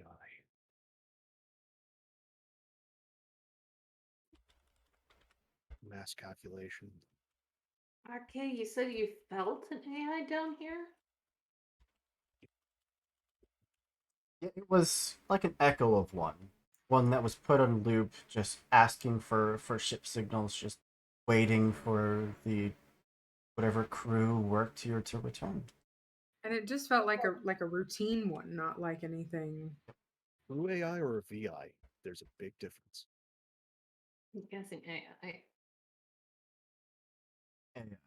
Yeah. So both on the vector approach and the okay. Nothing like this though. I didn't feel anything like this. I'm gonna slowly move over to the door because I assume it's really big. I wanna like stick to the edge, but kind of look around. Oh yeah, the opening to this tunnel system is a good like 25 feet wide, just the space between the open doors. There's certainly, like this minor like suction of dust that's kind of pulling in air, bringing it down into the tunnels. Don't get any readings. In fact, you're not picking up any noise, not any movement as far as you can scan, nothing. And you said there were no lights, it's just dark? Yep, it is pitch black. Cool.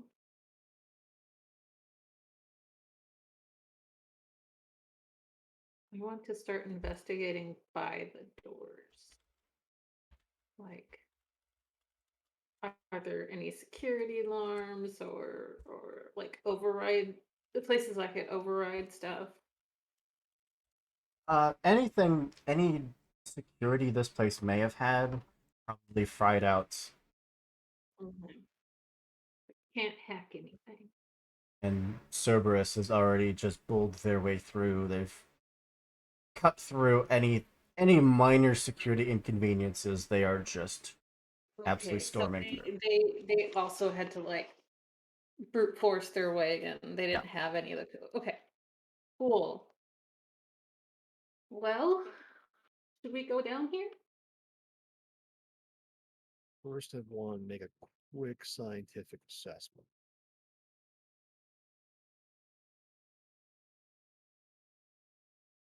That does Facility sound.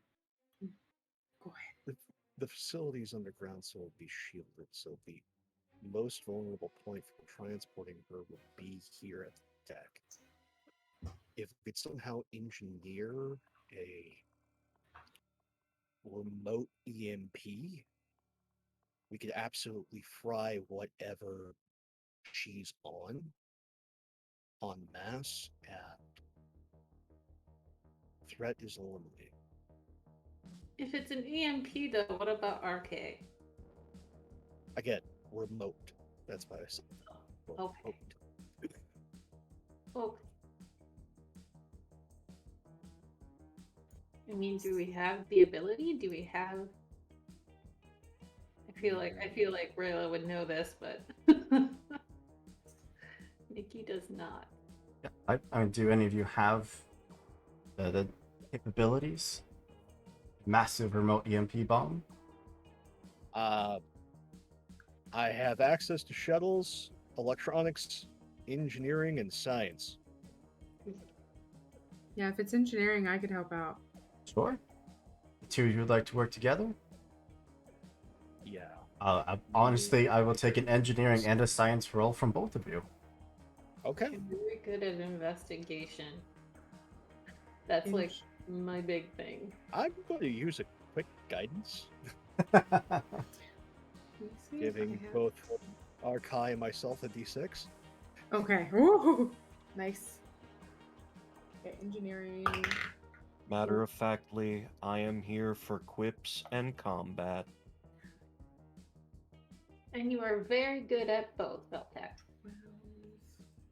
25 on the engineering. Yep. 14. No, wait. Hold on. 26 in science.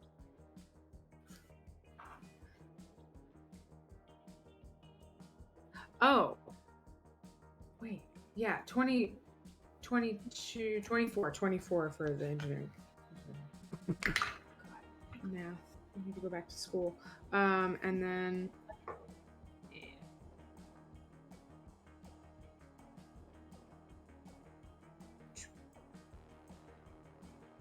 No, I'm not trusting that. Is that also 22 for science?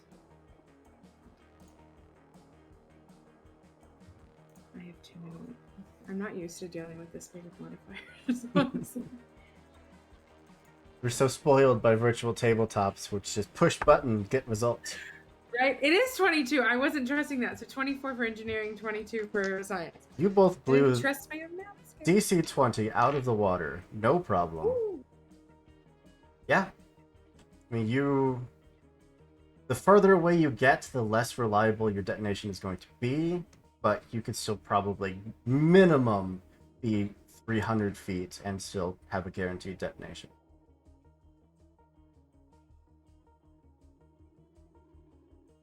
So I'm okay with this plan. is the plan to still go down? And then if they come up before us, then we can set off the detonation? I don't know how many of them we can take, but I know how many they're using. That's a big number. So that's probably to clear out whatever security was downstairs. Because Rayla, you said they brute forced their way in. Mm-hmm. So, given a abandoned facility site that didn't necessarily have passcodes, there's probably tons of security drones down there, thus the manpower. Plus, being able to move something that is. If we're looking at a fleet-based AI, that's not going to be small. That's going to be a large system that they're going to have to bring up. It's going to be reinforced because try and shield the damn thing best you can for something that important. But once it's on the platform, it's at its most vulnerable. Again, it's hitting it while hitting them, whilst in a very tight window. Engagement should happen should the detonation fail, because then that's the only way to stop them from retrieving power. So we're gonna wait for them to come up, and as soon as we see them, As soon as we detonate? see them moving something big, Okay. click. Okay. Matter of factly, if they make it off this planet, the rest is silence.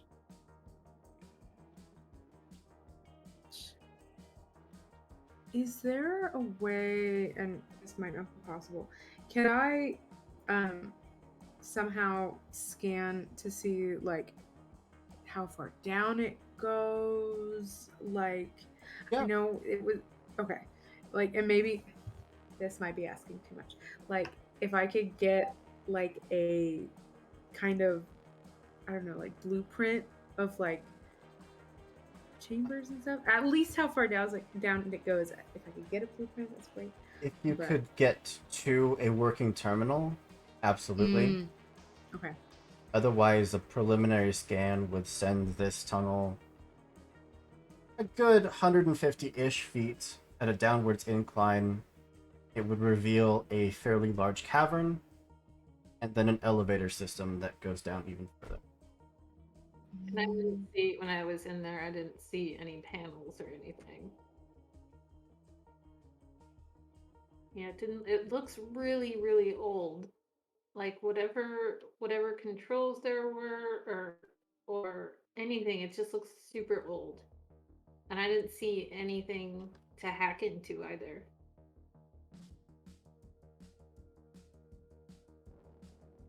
Dealing with what is most likely private security and developing something this game changing.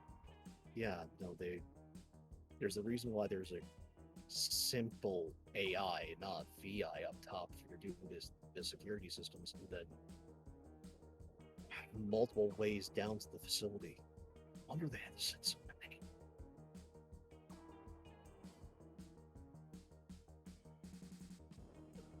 Genuine inquiry.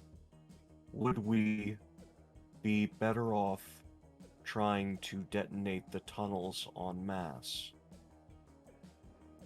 That's what I was wondering. What if we blew everything up so they couldn't even come back up? That still gives them time to excavate. Like, unless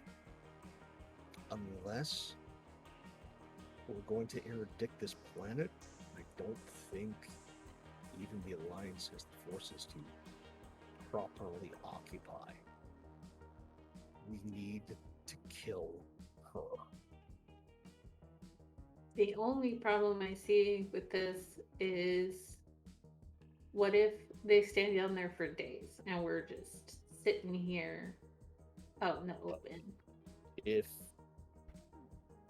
they're sitting here for days, the just stress call that Arcade put up means that we don't have support. That's true. The one thing that I would remind you all of is that you are on a planet covered in ion storms. Oh, right, and that's coming. Forgot about that. We have to take cover anyway soon. And I point to the sky. Yeah, we can hop back in the ship. Pretty much, question is, do we wait or do we go down? I don't think we should go back up just to have to come back down again. Well, no, I mean, go down in there or do we wait here? Oh, well, I don't think we can wait here with the storm coming. I don't think the Mako would be enough of a cover. Right. Well, Impatiently, I've never been good at waiting. okay. It looks like the field trip continues. I pet Veltex on the side and I'm like, me too. Okay. I also just love the idea of an Elcor that's very impatient. I love it too. I love it. So, could I get the marching order for you? The tunnel is certainly wide enough that you could walk shoulder to shoulder if you would like to.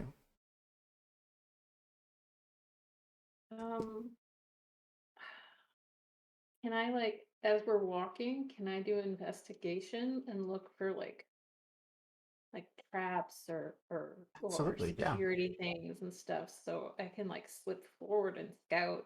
Let's wheel in the front. Also, just for the record, I have observant, so I've got a passive perception of 22. Understood. Nice. I have a passive investigation of 22. And between the two of you, you're probably not missing anything. Yeah. Does that put Veltec second? Yeah. It's third. Sure, just so if something nasty actually does get them, I need to be close by. Gotcha. Okay, that puts you back with Lex. Okay. I think Lex is just being stealthy. It's easy to do when you're just wearing a tank top and shorts. Being stealthy and looking good doing it. Alright. 5 of you start creeping your way down.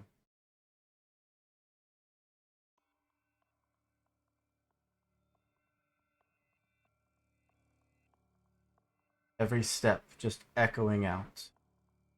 This I mean, fair. we're trying to be stealthy, I will say. Okay, yeah.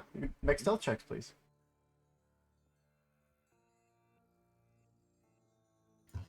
Okay, just so I'm checking. So next to my stealth, it has a little like hexagon with an R. Does that mean That usually means either a advantage or disadvantage. S- If Float it's your cursor yellow. over it. so? Okay, it does say advantage that rely on remaining silent. Okay. So I have, so I have an advantage, but I also have a -1. Is that how am I like good and bad at it at the same time? I just don't. I don't This, know. this You're character bad. sheet that I've created. You're just proficiently bad. I'm Great. going to, as I'm walking, all of a sudden, Rayla is gone. I hit the button and I have my tactical cloak on. Damn, okay. I am invisible for 1 minute. I am very much seen. I rolled a 7 with a +0. I got a 16. Okay. I've got a 22. 22 and no, sorry, 21. Did you roll with advantage? Yep. I feel like Arcade's just, since she's a hologram, the hologram just kind of gets like a little bit more transparent. That's how the stealth happens. And just this time it was good. It was enough. But maybe I don't know actually. Ooh, that's Engaging a the helmet's night sight system so I can see. 17 from Lex. Nice. And what'd you get, Montag? 22. Yeah, you're all fine. A vast majority pass. Short of Veltax, who falls in line behind. Maybe humming some old archaic tune to yourself. But you all creep down. That's gradual tunnel, eventually giving way to that massive cavern. Still, no signs of Cerberus. Just keep going. Listening. Hit the elevator. Elevator's Literally. probably not going to be super quiet. Nope. There are no stairs. I mean, you could simply I was gonna jump. say the same thing. Can I investigate it all to see if I see any signs of Cerberus? Oh yeah, there's very clearly signs they've been through here, including massive mechanical footprints, of which you would all recognize as the Atlas. Oh. This is fine. This was a great idea. It's cool. Cool. Just remember when engaging a mech, make them eject into something that makes them go splat. Yeah. Or just pull them out and get into the mech yourself. Easier said than done. That, even through that shield on the front, while it is mildly transparent, that can handle a rocket. Well, Well, the just be elevator. careful. Engage the button. It starts that slow grind down. There's a squeak of metal that hasn't been lubricated for very many years. And it seems a little strained at first, but then it does give, and start your slow descent down.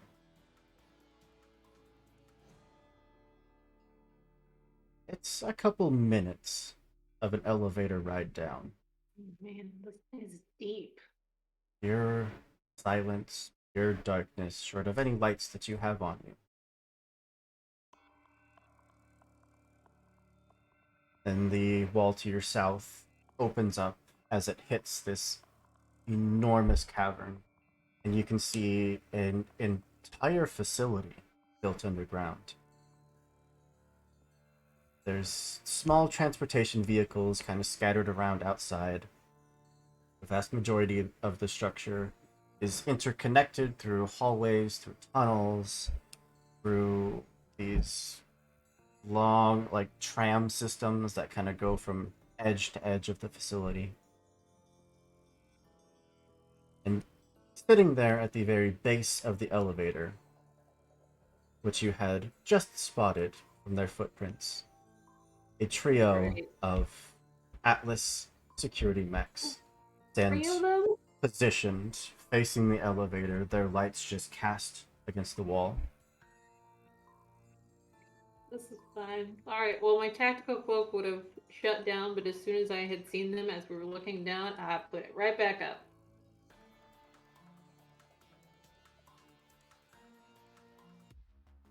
And, like, is this elevator open? It is. To Yeah. one side it's open, the others it's just rock wall. Okay. And you have about a minute more of descent before you're going to be level playing field with the mechs. So we can do some stuff Yeah, before. absolutely. Okay. I'm gonna activate my tech armor, but do a tech aura instead. Where and I'm gonna pick the regen. So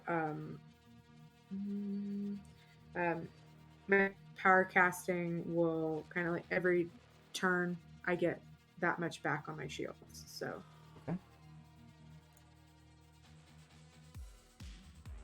I would like to activate two things. I've got Stimulant Pack and activate my barrier.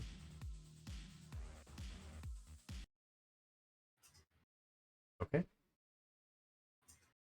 I'm gonna ready, because I'm still invisible, so I'm not gonna cast it yet. But you want to do that?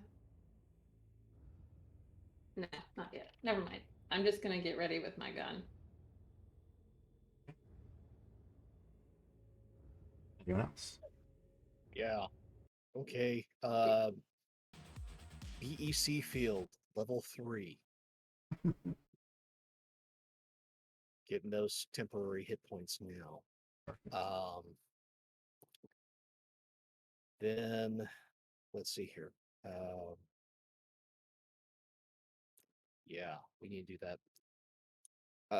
It is time for another guidance.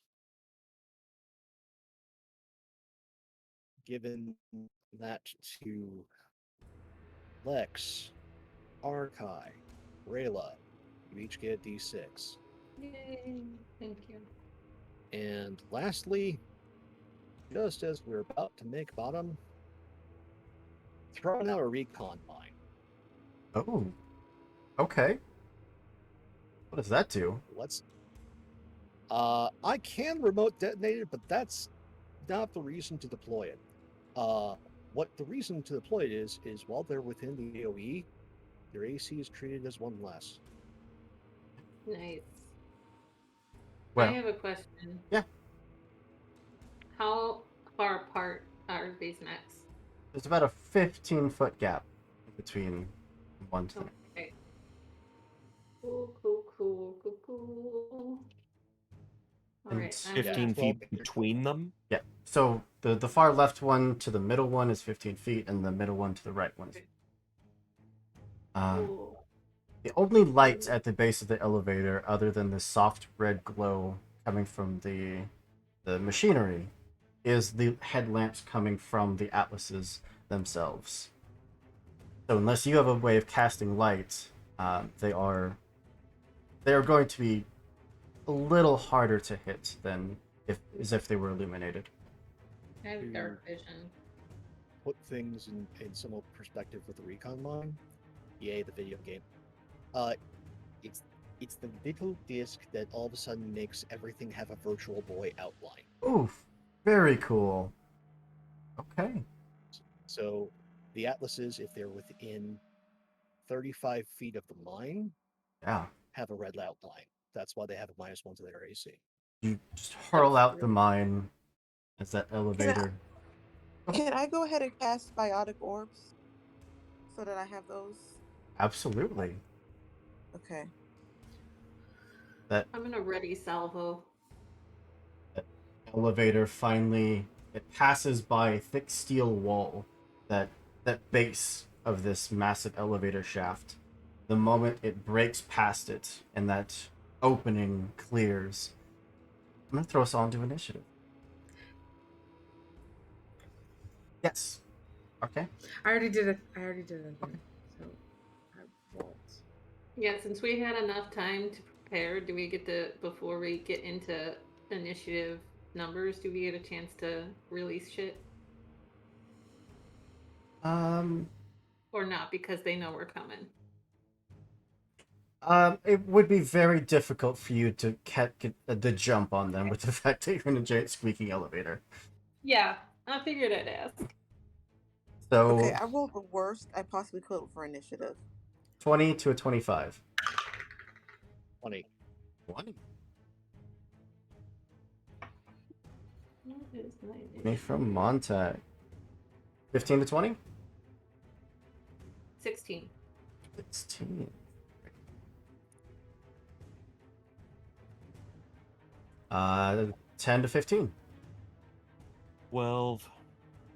12 from Veltax. 5 to 10. 6 No. again. 6 from RK. And Lex, what'd you get? 3. 3. Well, Montag, you were up first. You All right, let's get. the This elevator part's lowers just enough that you have a clear line of fire to all three of them. They are illuminated in red outline. I care less about cover. This is a 40k moment. I am trying. Well, less about them. I'm caring about cover. Where can I find some?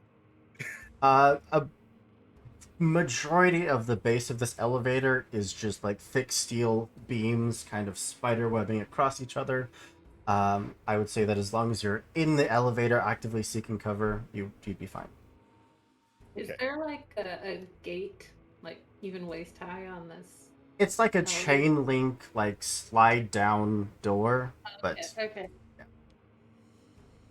Okay, so setting up with shield in cover.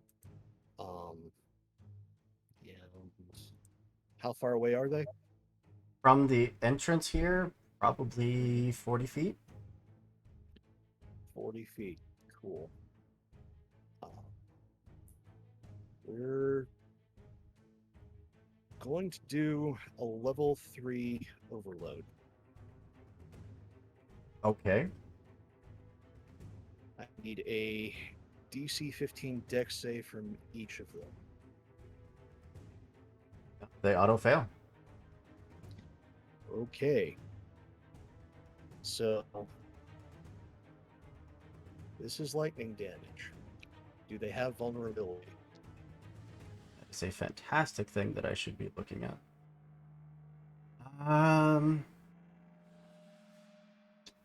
Yes, they do.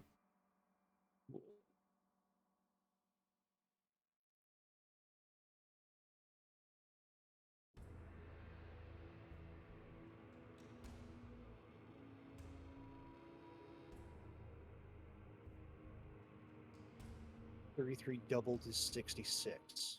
66. Gotcha.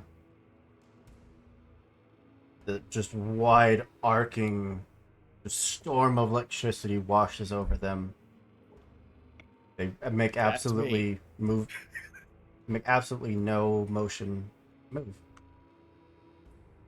Down to Rayla. Okay, so Rayla, who is invisible, I'm going to slip out of the elevator and go. Is there enough between like the mechs and the wall that I can slip around them? Absolutely. Cool. So I'm going to slip around them so that I'm at their back And then I'm going to What's your passive perception? 18. My passive investigation is 22. How close would you like to get? What does this cavern look like? Like how? It's a like man-made cavern. It's just a massive bored out kind of oval, like Twinkie shaped hole in the ground. Just a like 3 mile long Twinkie. Cool. I am going to be at least 20 feet from them. Easily just slip out of the elevator, duck around. Okay, and I can only do this to 2 of them, but I am going to, out of my Omni tool comes this long, lightning-looking whip. And I'm going to lash out in a 20-foot cone in front of me and hit 2 of them. And each of them has to make a Constitution saving throw, 16. They auto fail. Yes. So they will take 66 lightning damage. Wait, I'm casting this at 2nd level.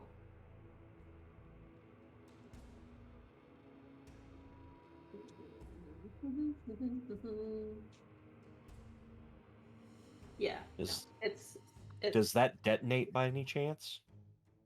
it does. It does detonate, in fact.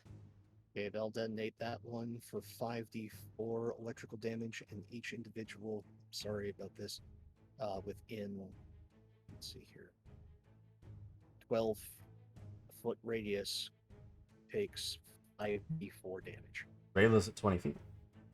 Okay, so yeah, 5d4 electrical damage on Added up. whatever's close by. The 2 of them are both going to take 5d4.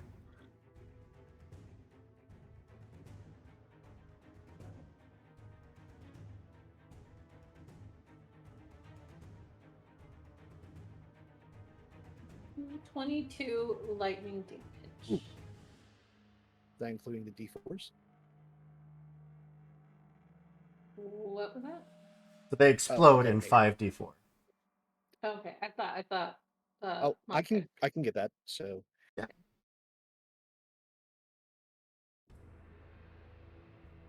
And since they're vulnerable, it's doubled, so 22 more electrical damage.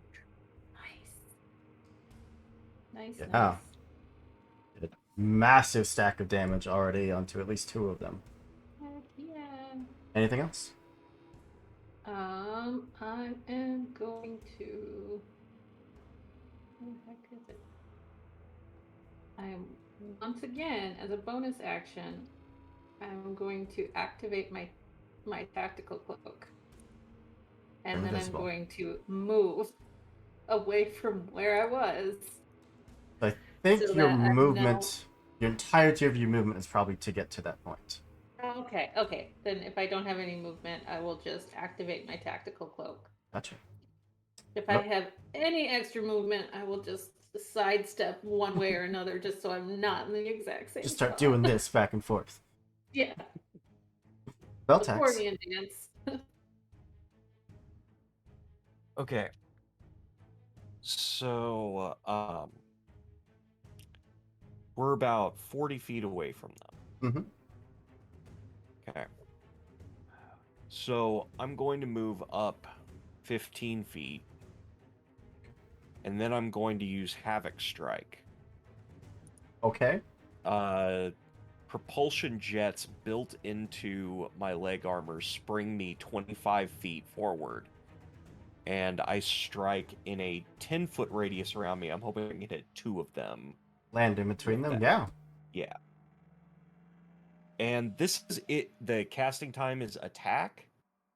So I'm assuming I could make an attack after that. I believe so. We'll say yes. Okay. Well, then I need a dexterity saving throw from 2 of them. Auto fail. Okay. And this will be thunder damage. S-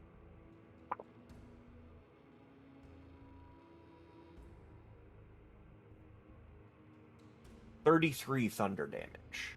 The two atlases on the left and the one on the one on the left and one in the middle both just get ripped to shreds. Oh, Okay. Would I have enough left with 10 feet of movement to get to the last one? Not up to it, but you get 10 feet closer. Okay. Then yeah, I will do that. Well, actually, no. Good warrior. I'll just move closer. If I do have access with my 10-foot reach, I would like to make an attack. 10 feet closer is still going to put you about 20 feet away. Okay. Then I'm done. Okay. That brings us to RK. So the three. Is there one that hasn't been hit yet? One of them took 66 points of damage. Okay. The other two took like 150 something. Okay. Whichever one is the lowest. There's only one that hasn't been torn to shreds. Okay, then that one. So mine says 36 meters, but I think that's enough. If you click the cogwheel at the bottom, you can change that to Imperial Unit. I was looking for this. I've been like furiously clicking around to try. It took me a while to find it too. Mhm. Where is it? You have to open the navigation system on the left, and then at the very bottom is a cog. Maybe. Yeah, if you- Okay. Well, I googled it and it's like 100 and something feet, so I think it's You're okay. fine. I was like, I don't know. I was sadly not. Yeah, I if don't you remember click that. on the top left, there's the little horizontal Green line. bars. Yeah, if you click on that, it'll open up the menu, and then Mhm. there's a cog at the bottom. That's okay. I see my problem. I had it like slightly smaller, so I didn't see Oh, any of yeah. them. There we go. Okay, now we're good. So on the 90 feet. Okay. Yeah. So if I'm in the elevator within like 30 feet, is there a spot that I could like get cover? Sure. Just to okay. So I'll go to I'll move to cover, and then the one that closer to the one that has not had as much damage, and then I'm gonna send snap freeze on that one. Ooh. Ooh, okay. And I'm gonna aim for the legs. I'm trying to see. Okay. I'm just gonna roll it in this thing because it's a little confusing with what all it can do. So rolling 29. Absolutely hits. I think. Oh, that's also a natural 20, by the way. Yay! Oh, by the way. That's important. By the That's way. important. And then here's the damage. 16. Don't forget to double it. Oh, math again. 32. Thank you. my brain with math does the same thing that like extra languages does. It just goes and like Yeah. doesn't. Like, I'm number dyslexic, so when I try to look at numbers, I can't tell what. A wave of energy that just streaks out from you, hits it, and just starts freezing solid. And also, so it has +2 to hit now. It's restrained for the next minute. Any creature can use its action to make a strength check against it. But if it makes a strength I don't know if I want to tell you this because something bad happens if it makes a strength check, but I'll do it anyway. Let's not tell the DM those things. I have your so- character sheet. Dang it, I forgot about that.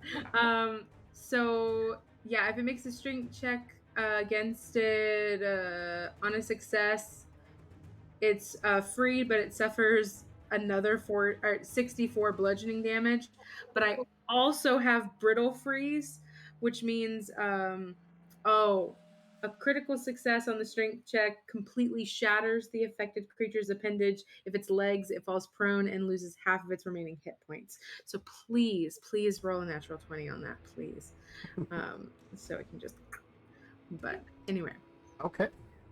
that's That's pretty amazing. That brings us down to That's Lex. Oh, can I do something with my bonus action? Yeah. I'm sorry. I actually found something I could. I'm also. Yeah, I'll also activate my Omni Shield as well. Perfect. Lex. Okay, so can you lay a picture for me? I'm sorry. So just about 40 feet out from the entrance to the elevator, a pair of Atlas assault droids basically lie in scrap, and one of them is still standing, but its legs are frozen solid. And these things are massive.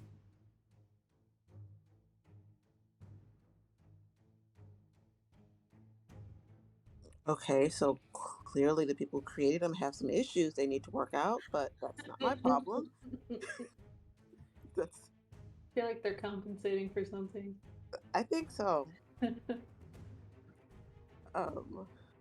am I looking at? Powers. Okay, so I got these 3 biotic orbs just hanging out. Mhm. But I can also. What am I doing here?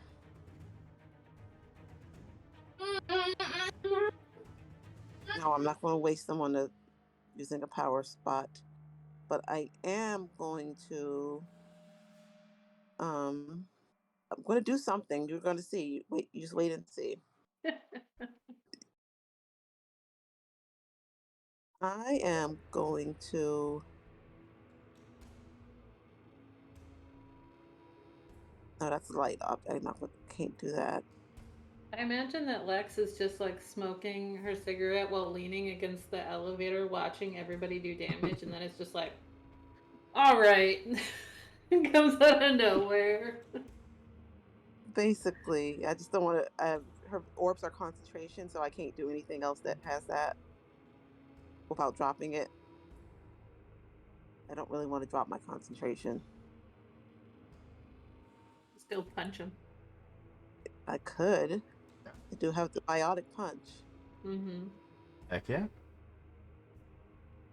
I also have Lance That's good too. and Shockwave. But I think Shockwave. I'm gonna do. Okay, I think I'm gonna do Lance and just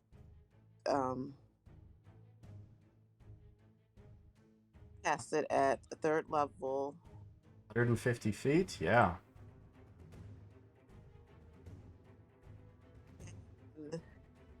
Release a lance of energy at creature within range. Make a ranged power attack. On a hit, 3d8 force damage. And I'm going to, since I'm doing this at 3rd level, I'm going to go 1 for each. That's 7d8 because you get 2d8 per level. Right, with yeah, Lance. 7d8. Mm-hmm. Yeah, go for it. Roll your attack. Oh my goodness, 24. Yep, that hits. And I have to roll again for the second one, right? It's just one for Lance. Okay. Okay, well, yeah, 24. So does that hit? Yeah, by a lot. And 29 damage. 29 points of damage. Yeah. Heck yeah. Just rip a hole through the center, exposing a vast amount of wires and circuitry that just now spark. Yeah, I don't know if I could do a. I didn't take any advancements in that, so I don't get to do any of those, unfortunately. So to move at all, or are you good where you are? Um, I'm good where I am, hanging out with my cigarette, You're watching the like, Uh, wall. bam! All right, I'm brings back. us back to Montag. Right. I my paranoia is tingling. Oh no. That's fair. Um, can I get just a quick Omni scan to see if there's any pilots in that last one? A quick scan show that there is no living organism inside the Atlas. They just left 3 Atlases idling.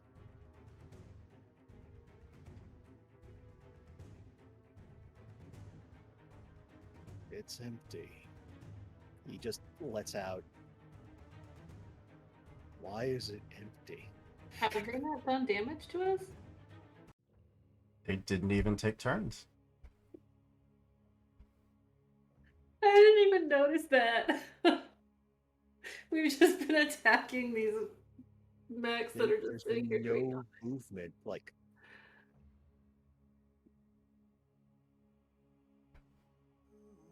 something isn't right. With all the noise, where are the soldiers? What's going on? Rayla, actually, I think Rayla and Veltex, the two of you, would be the closest. If you would like to go up and inspect, honestly, any of them, you'd Oh, yeah. see very tiny holes along the glass that protects the cockpit, even holes in the metal, maybe the width of a pen, and streaks of melted metal absolutely just rain down the interior of the cockpit, and a puddle of what was the pilots and what was the machinery just sits there in the cockpit. Guys, we have a problem. We have a problem. Everybody stop. Rayla, what is it? Come look at this. I'm sure I have like crawled up into the mech to look down into it since they're huge. So something already attacked these things. It wasn't us, and the pilots are already dead, and they have been turned into some sort of goo. They're just melted. Quick bioscan. Like I am pulling up everything. I need to know what the hell is this? Look at these tiny little holes. It went right through the glass and the metal. Science check, please. While the bioscan is going, can I scan again for this AI that we've been talking about? Yeah, I mean, there's not even any need to roll. The moment that you reach out, kind of like a gesture of, like, where are you? You get a ping back from deeper into the facility. I have found something. Can I scan too? Yeah, what are you looking for? And Montag, what was your science roll? 25. 5. Just clues on. I'm not looking at the mechs. I'm looking around the surroundings, just for clues on what it could be. What's in the world is doing this. Perception check, please. And I might be trying to use that Elcor smeller to figure out if if they're like smell of bodies or something like that close by. Okay, I'll go down the line of starting with Montag. The chemical composition that you're getting back from inside is mostly human, mostly the human pilot, along with a very thick, very quick acting acid that looks organic in makeup and does not have a known source. Organic acid, known source. What the hell is going on here? What the hell is this place? I don't like it. Veltax, are you sniffing for anything in particular? Mostly just the smells of like combat, war, like if there's anything. Nothing. You don't smell gunpowder. You don't smell like laser residue. I even adding on to Lex's scan of the area, there's not even signs of combat. What the heck? Are there any like anything around that we could hack and look into to see like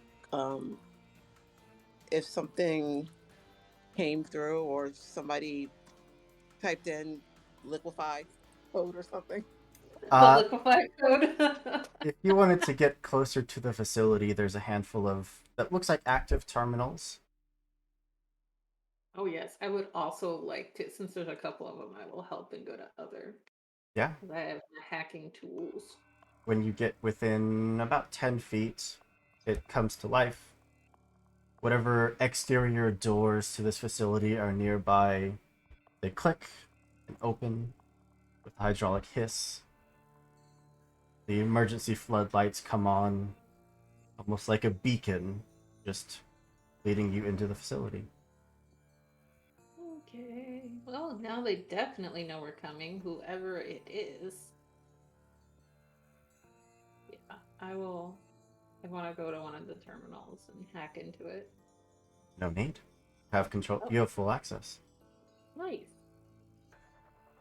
Just to see if there's anything else about this. Heart of the. What was she called? Queen of the Stars. Queen of the Stars. See if there's any other information in there, or information about things that they've found down here that are surprises. Pull up Corey for Queen of the Stars. Get back. Data corrupted. Pull up any logs of what they've been searching for. Data corrupted. This is fun. I can't like hack into the encryption and try to fix it. Roll your light.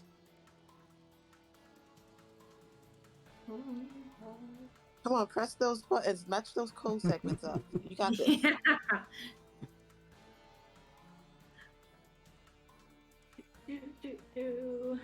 Last date. 23. Who starts digging through the remnants, almost as if you were just kind of like physically pulling your way through a dumpster full of just junk files, looking for anything salvageable. As you do, there's just a message that slowly scrolls across the screen. Come say hello.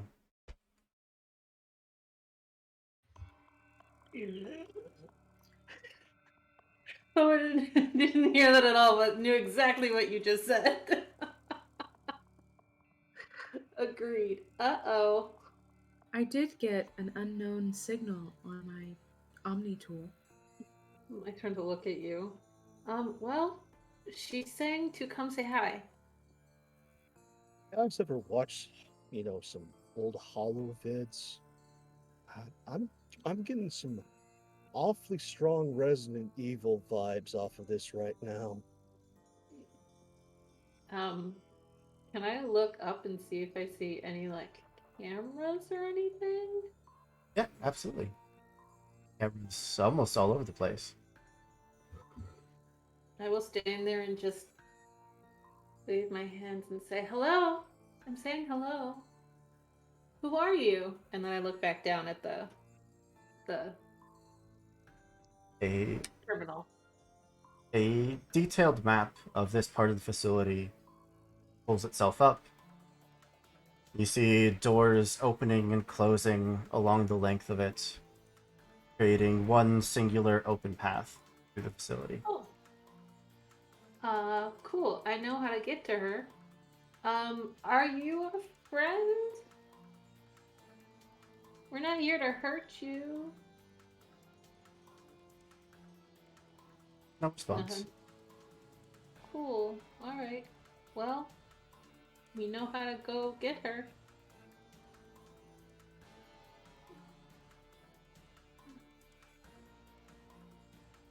I see so much mistrust staring back at me right now.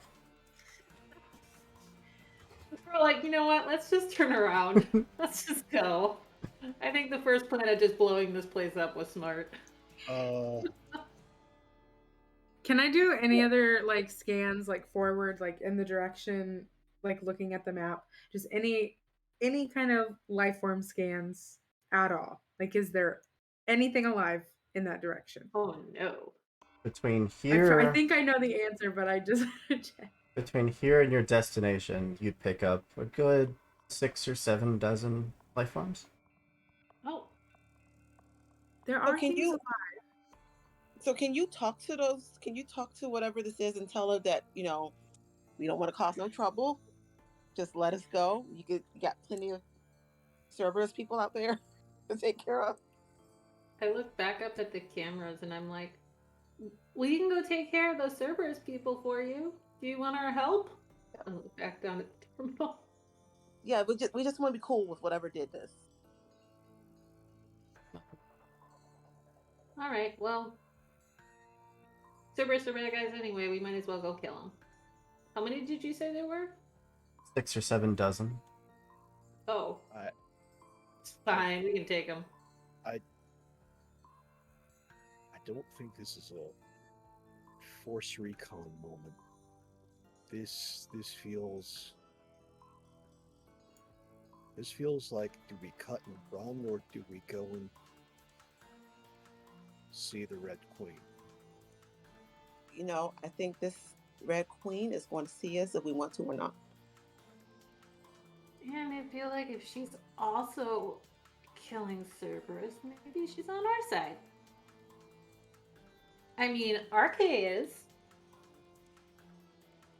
Yes, but at the same time, I am deeply uncomfortable with what this facility was doing. The fact that we have no intel. This place is old. It is Fun, very isn't it? Isn't it fun? Okay. Just a quick question.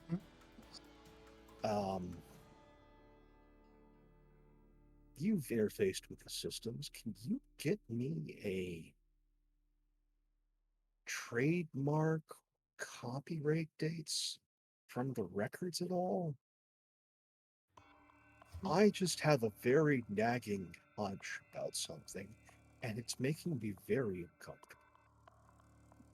Everything I found was Corrupt. just destroyed. Like I couldn't access anything. Yeah, but even within the code, you'll find stuff like trademarks. You'll find some data code, some scrap somewhere that gives dates. Even firmware, software updates. Something. When was your last Windows update? Like Well, you can Um, pull a date because things have to be maintained. Yeah, but I didn't Prior- find anything. Somebody else can try. I mean, what you're asking for would not be difficult, especially for someone as talented as Rayla. Short of today, the last interaction that anything had with this facility was probably close to 100 years ago. I go back to the terminal and I do a bunch of hacking and I say, all right, it's been, last time it was updated was 100 years ago. It's About- very, very not updated. About 2070. It's very old.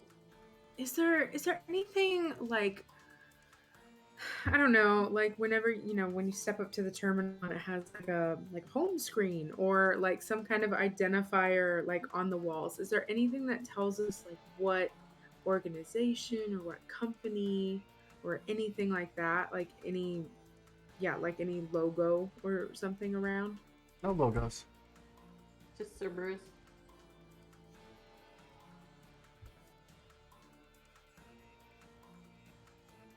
It's I- true. She probably already knows that we're here. Who knows what could Oh, yeah. happen if we leave? Oh, she knows we're here, right? I mean, yeah, I just waved at her. She opened up the way for us. We'll say, oh, Open and illuminated. And deathly quiet. You said you felt people. Were they Living- alive? Living organisms. Yes. Okay, cool. Can you tell if they were human? Can't confirm. Okay. All right. Would you like to press on? While we were sitting here talking and doing stuff, did we have enough time to take a short rest? I would say no. Okay, okay. just thought I'd ask. to give reference, 2070s was when the Alpha Centauri project was launched. I was gonna say, is that pre-Turian, pre-contact war? That's pre-contact. That's what I thought. That's pre. Liara Tassoni was born in 2077. Okay, definitely pre-mass relay discovery. Definitely. Like 2103 was the first permanent human settlement on Mars. Cool. Yeah, I was trying to put it in my head without looking it up, and I'm like, I know it's pre-contact war. I don't Yeah, know. this is long Yeah, before humans had influence over the galaxy. Yeah, this isn't a human facility. Oh, I did not think that for a second. All right. Trepidatious. There are more things in heaven and earth, Horatio, than are dreamt of in your philosophy. Oh, you're just finding places to put those in. I love it. Philosophy ain't got shit on this situation. It's Shakespeare. So, would you like to press on? I think Yes. we've got a choice. We're on this Disney ride from hell now. I will. You don't even see Lex right now. She's stealth somewhere again. Okay, well, Lex is gone. I'm gonna go. And I just start stealthing down the lighted hallway. I'll start stealthing. There's no point. It's just we're off to see the freaking wizard. I'm not And I stealthing. feel like the her. dog. I know she can probably see us. I'm stealthing toward for whatever living thing is down here. One by one, you step through the doors and into the facility. As soon as the last of you passes by, doors hiss, slide shut. Okay, let's hope Lex is in here with us. Yeah, I am. I just didn't feel like talking to y'all. Okay. Pass by corridor after corridor. Though the doors are closed, you can see through the thick glass displays. Whoever built this stood well over 8 feet tall, as these halls are enormous. You can see what little light transfers down each of these hallways, the bodies of up to dozens of Cerberus agents. Cool. Are they goo? Partially. Partial goo. Can we open any of the other passageways, or are they locked? Okay. We're So if I being turn into fucked. goo, y'all still can't have my stuff. Okay. Pass by what looks like some kind of alchemical lab. Hmm. again, hasn't been touched for a very long time. Okay, so Cerberus hasn't been able to get through any of these doors either. There are agents that occasionally pass by, not alive. Okay. And those doors are now locked. Cool. Eventually, Anytime we see a camera, I'll just wave. Trying to appear friendly. Which she is. eventually, hit a set of stairs that lead down and spiral around. Who would be in the lead right now? Oh, I think that was me. I was still kind of scouting. Rayla, as Probably be me shortly after. Tromp, tromp, tromp. I'm pretty stealth. as you circle down, following this spiral staircase into the depths. Especially since you have dark vision, you see a chamber. There's mechanical devices that you've never seen of make that you're unsure of, which to a Quarian would usually be pretty exciting. That means you could bring it back to the flotilla. But I already did there's that pilgrimage. They don't need anything from me. still energy arcing between what looks like just a series of reactors. Mhm. They start to I'm hum very to curious life. about- The room starts to glow. And there at the center of this pit, in the middle of a facility dug into a backwards planet in the middle of nowhere, a form of a massive insectoid-like creature. But it's not real. It's a digital manifestation. Oh, It just Arachnid, swirls oh. about in the air and watches you. Is it Arachnid? It is Arachnid, Yay. with the visage of one at least. And it just watches you all descend. I have always been pro Arachnid. Just putting that out there. Flex just want to kind of do that, that nod, like, what's up? It cycles through language after language. You hear Borean, you hear Turian, eventually hitting the common human language. Can you understand me? Yes! Rayla is like right there, and she is so excited. Like, really into this, and just biggest discovery ever. The reactors that seem to all be lined around the room all glow with that red projection light, which gives it the freedom to swim about the room unabashed.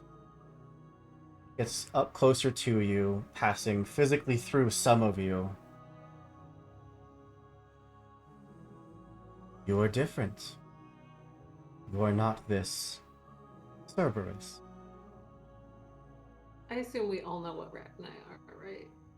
The Rachni War was kind of a really big thing. I would assume so. Okay. Yes, super excited. No, we're not Cerberus. Cerberus. They claimed this place. They wanted to use me, use my children. It's not okay. No. But you won't. Thank God we don't have a Krogan. This would probably end very badly. Do you want us to kill him? Because I'll blow him. I'm ready to. No. We're No. on her side. No, not her. No, to kill the Cerberus people because they Oh. get. I think she's got it. Yeah, I think she killed them all. Is there anything we can do? Arcade your systems, that natural scanning radius you have of picking up anything unusual. It's to pick up a life form. Another one. 6 more. Please. 8 more, 20 more, 30 more, all starting to converge towards this point. Is it like organic or Organic. They're real Arachnid babies. something's coming this way? Some things are coming this way. There were so many lost. No mother to guide them.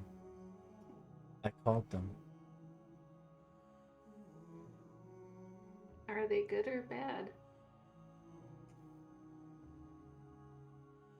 You see me as good or bad. I see you as good. I simply want to feed my children. Well, there's plenty of servers out there for them to. Yeah. The Drachma gestation is more patience. There is a reason that more happened. I mean, they don't want to eat us, right? I don't think that's a choice we get to make now. I think she does. You have You ask? star charts. Have guidance to other planets towards Populous.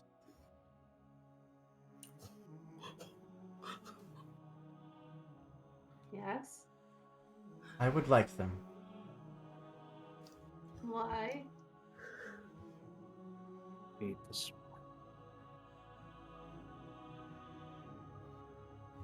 So, can I give you the address to the facility where I was raised? Lots of good food there. A plus protein.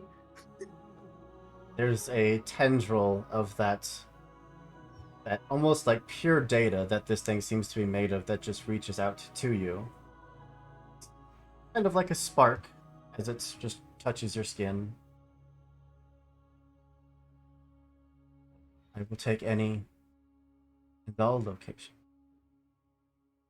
Lex is going to give that information up. Oh my gosh. Why do There's you a do war going on, Your Majesty.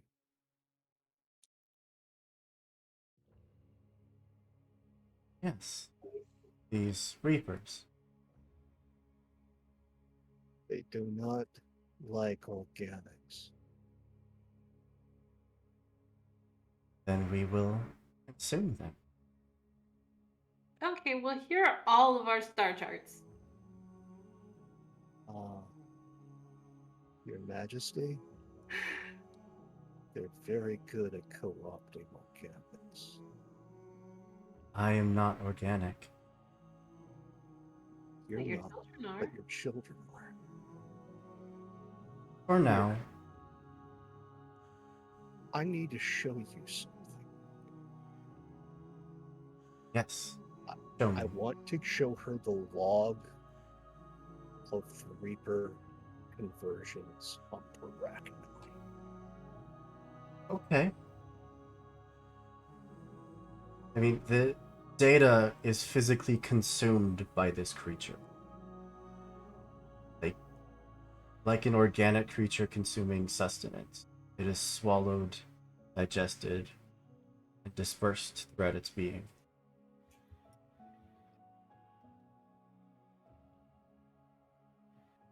What would you ask of me?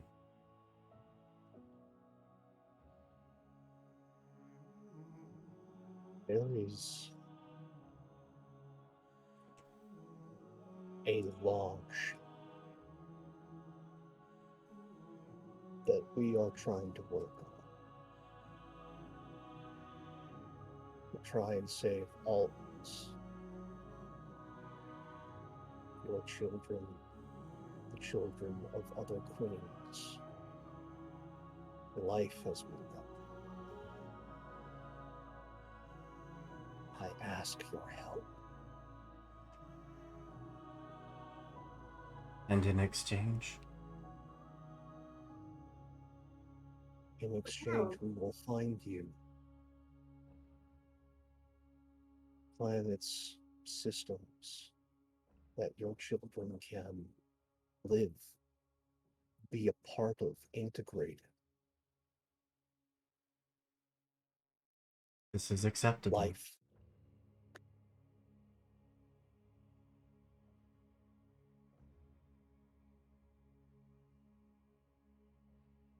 When the There, signal out, you're going to meet with some very interesting scientists, some of whom are going to talk very quickly at you, and probably recite a lot of Gilbert and Sullivan. Don't make me cry. the handful of the reactors around the room start to sputter, glitch, and that chain of energy in between them fades every once in a while, its form starting to flicker in and out. Will you help us? Yes, Then we'll help you. now, like coming out of small tunnels built into the walls, almost like a system of veins and arteries built into this structure. These small creatures start to scurry out, covering up the walls. You see some of them larger than any Krogan. Its mouth just a series of thick spines, dripping acid as it sits, stares at food, and waits.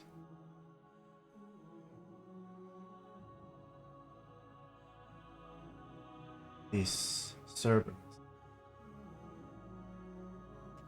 they want to control everything. They do. You That's why can't we're fighting them. care Yeah, not. how about you take some data from my head and you can see what they do to people? You don't care if they die. They're I was doing bad actually things. I was trying to kill them, and then they recruited me for this instead of just going out on my spree that I was planning. Good. Have many guests. They have arrived en masse. They are ready to blow open the tunnels, storm this facility. I could hold them off, but they would eventually be victorious. A small machine just pops up the center of the room. Looks almost like what's it called, a tesseract, just up on a pedestal. Spins a few times, opens, and what really could only be described as a data core sits.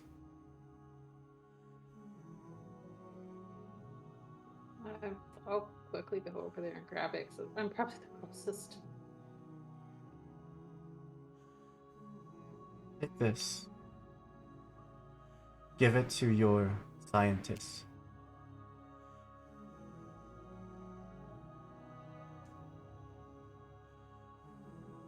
So can I start killing them, please?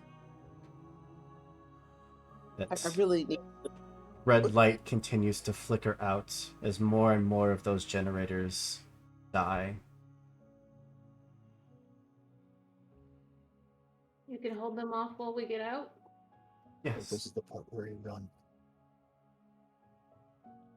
the small insect-like Rachni continue to move into the room, just waiting for the word to devour. Does nothing. And eventually, so many of those red reactors go out that its form is no longer able to float around the room, and it just goes dark. Well, I hold on to the data core and start looking for a way out.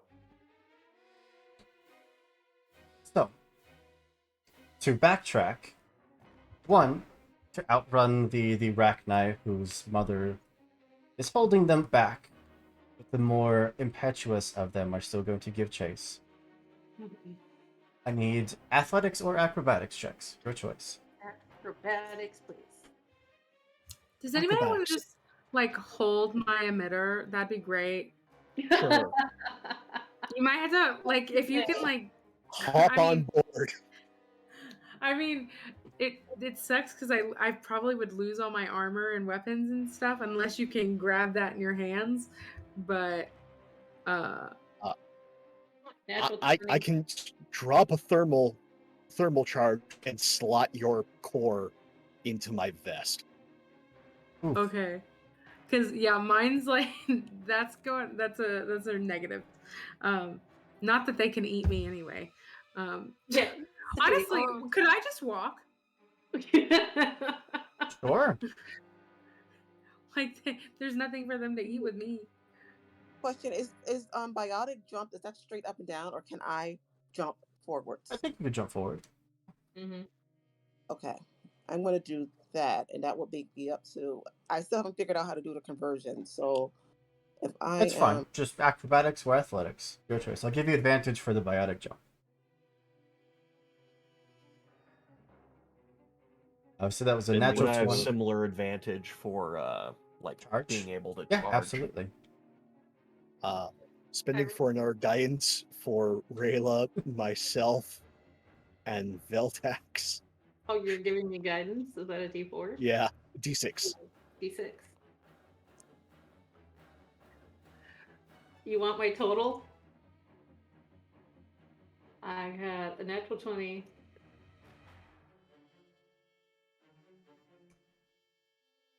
$41. 41. Rayla is up the stairs and already halfway through the facility.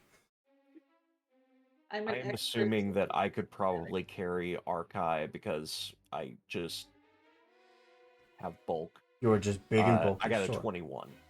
No problem. Just hoisting Arkai up, just bound up the steps, getting to the floor. The doors now all starting to open as you pass them, Rayla. The bodies having been slightly disturbed, you can hear the sound of skittering down each and every hallway. Veltax, you are up. You're about halfway to the point where Rayla is. I'll say also. Oh, sorry. I just went into my emitter, so I'm not there. So you just gotta hold on to that. But then, like, if you could just sling over my armor and stuff, then GTMO. Montag, I'll Lex? be 22. 22. Same thing. You are right up there next to Veltax. You can hear the horde starting to amass from below where you just came from. Lex? I don't know if I still have the guidance from earlier. If you haven't spent it, Okay. Well, without the guidance, it's a 24. So Oh, yeah. You're the fine. guidance is a D4. D6. D6. Oh, D6. Okay. So that's a 5. So 29. Yes. Nice. All of you are up, racing your way up through this facility. Rayla, being the furthest in the lead, you can hear gunfire starting to echo down from above, or from ahead of you. You know that's whatever Cerberus forces are assaulting this place, they're going to come with all of the firepower that they can compensatingly muster. Cool. I am ready with my gun and one hand up, ready to cast a biotic power. We'll also say we should just watch out for that emitter thing that we set up at the door. Oh right. Did we hear an explosion at all? Well, there was Uh, a detonator and there were two things, right? I put chargers on the landing pads. Yes. Did those blow And- up? Absolutely. That's what I The was first entire wave of their ships that would have landed would have been obliterated. But shouldn't have- Rayla being in the lead, another acrobatics or athletics check, please. Acrobatics. Yeah.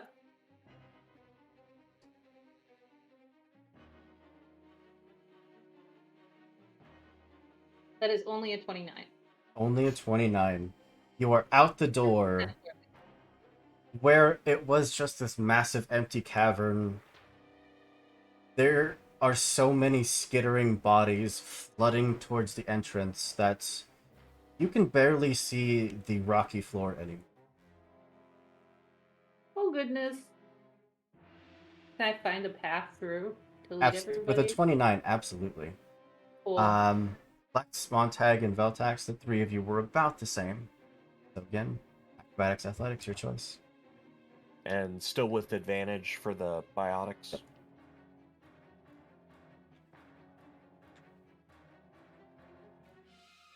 25. No problem. 20. Getting close. It's the others start to pull away from you a little bit, and you can hear this glob of something thick and wet land across the metal grate flooring, and it immediately liquefies it.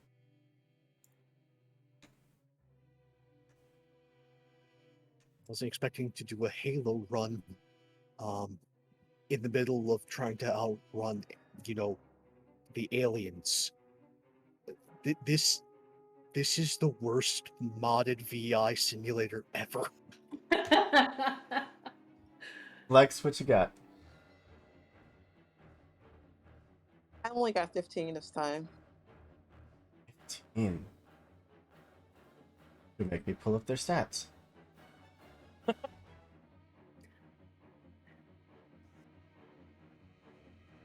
Yeah, one of them is going to try to hit you with an impale.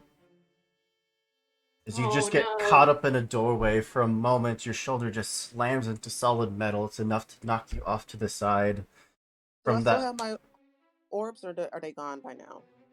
how long do they last? Oh, let me check. Good question. Hours. Yeah, I think they would have gone. That is a 26 to hit. Yeah, that hits. But I think, do I have a reaction I can use or not yet? Not with that. Yeah.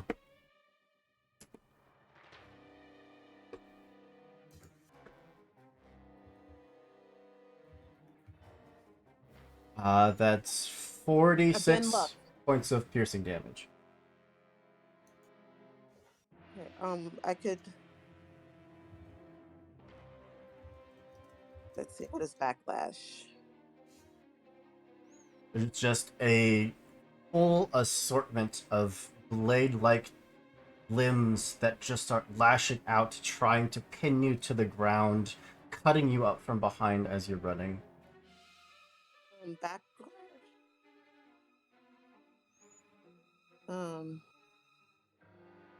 It says reaction. It's a 15-point barrier. And Backlash. So you generate a frontal biotic Aegis barrier with 15 hit points. Okay, so instead of, what did I say, 40, 46? So you would take 36, you would take 31 points of piercing damage instead.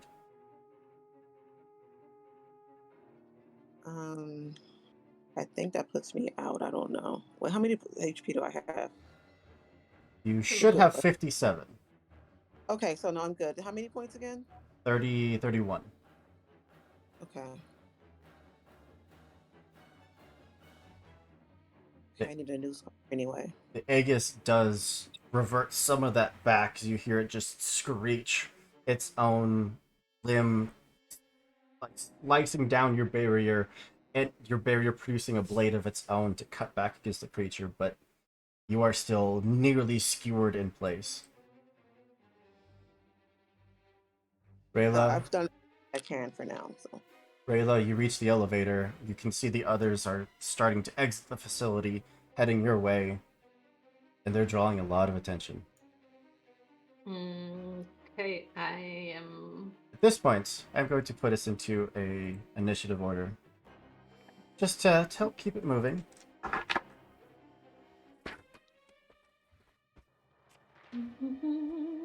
Sorry, we ran a little longer than I wanted to. I hope that's okay. I'm cool. Question, what's the Playing regen that. button? What's the what? Regen. I'm not sure.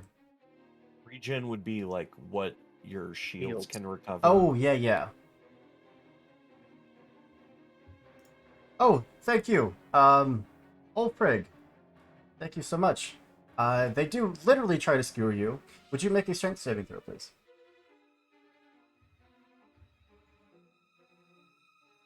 Lex, sorry. Lex, would you make a strength saving throw? Ulfrig, you reminded me. Great success. Ooh. And then 20 to 25 on initiative. Oh, right. Natural 20. I'm finally Am I- catching up with all of you. And my strength save was 22. Okay. 23. Yeah. You are thankfully not pinned down to the ground. You managed to escape their mandibles. So Rayla's first. 52. Well, I'm not going to go up the elevator by myself. Did you say 22 or 2? 22. Okay. 22. Yeah, my save was 22, and my initiative. Did you say initiative, right? Yeah. 23. My initiative was 19. 19. Anyone beat a 19? Should I roll this if I'm like not here? Kind of. I guess. Yeah, you roll it because you could pop out. Mine was 23, not 22. Perfect. 18. 18. Veltex? I am also at 18. That makes It's an sense because unfamiliar place to be at for me. Veltex is carrying you, so it makes sense. Yeah. All right. I need to roll for them. Roll for the small swarm and the big swarm. Of course. I don't like the word swarm. The swarm of larger Rachni with a natural 20 is going to go No. first. They are going to descend onto Lex, Montag, and Veltax. The three of you are still within range. Onto Lex, that's a 22. Onto Montag, that's a natural 19.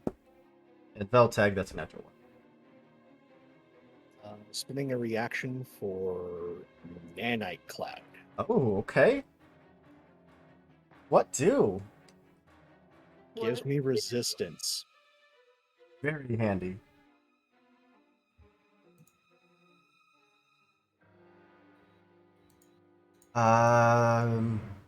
They're acidic bites. Cool. D12. That's a D10. That's a D12. 3, 14. These are melee. Yes, this is a series of acidic bites. Everything that bites me takes 15 cold damage. Nice. I'll add the 15 for every D12 they have. So that would be 60 cold damage back at them. And 31 points of acid damage to you. Okay, is that after the 15 points of resistance? acid damage to you. Cool, because that will bypass shields, and that will pop my temporary hit points precisely. Oh no! Now you have your real hit points to get through. Lex, that is 4, 12, 19, 27.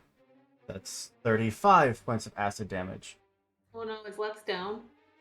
I think that's enough to send Lex down. Managing to get out of the skewering pincers, just pulls herself out the door, starts sprinting towards the elevator, and acidic maws just start clamping down until you can no longer see Lex running. It's just a pile of Rachni bodies. Who screwed up the suicide mission? I need to save. Go back to another save and fix this. But Rayla, you're up.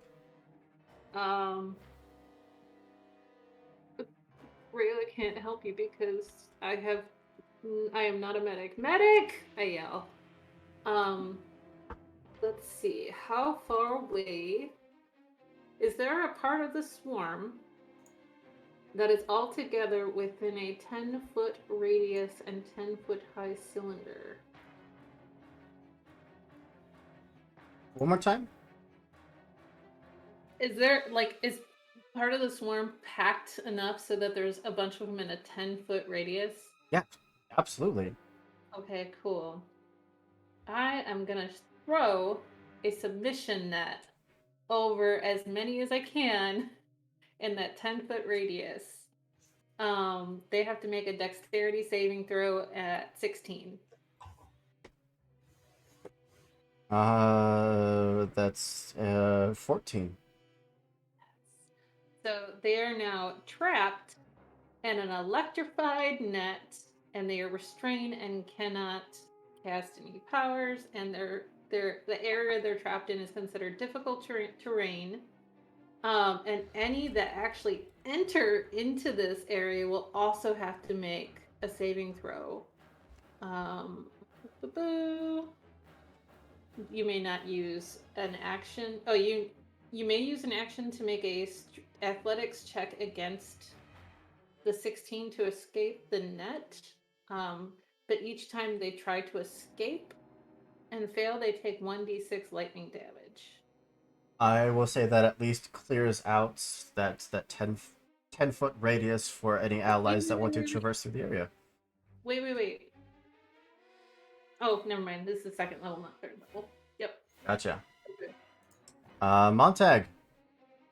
You turn back and see that Lex is just being swarmed. Okay. Can I get to in touch range or Absolutely, no? yeah. You are the closest one. Okay. We're going to head back. We're gonna burn a 3rd level first aid.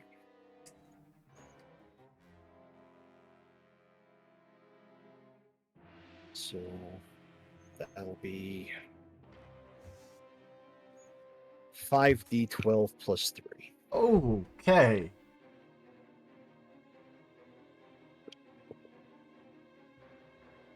I have prepared for this eventuality. I think Lex is about to go back to full. Heck yeah. What do I? Thank you.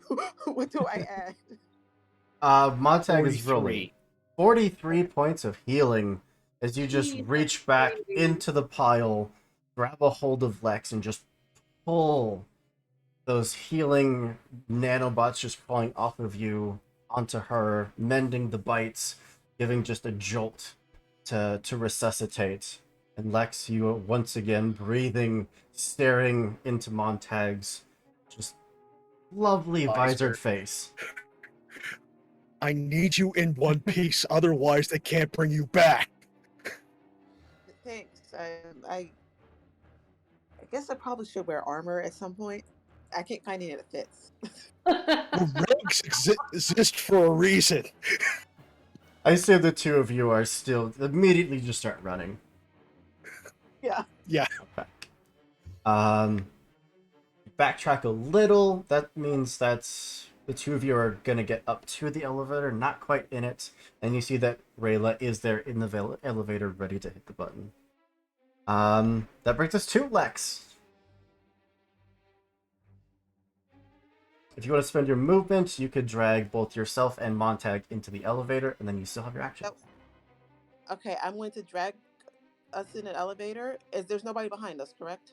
You still have Veltax and RK who are behind you. Oh, darn. So I can't do shockwave.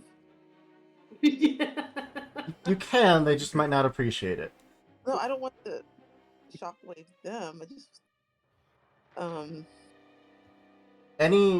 Any weapon or ability that requires an attack roll is going to auto hit while the swarms are out.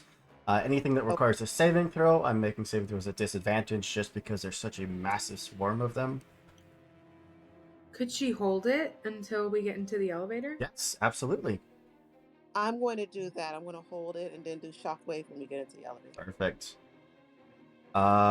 RK, you have a sense of your surroundings. You know that you are vastly outnumbered. Lex almost went down, but was brought back up, being forced into the elevator. Veltax is the only one left out and is going to start getting swarmed.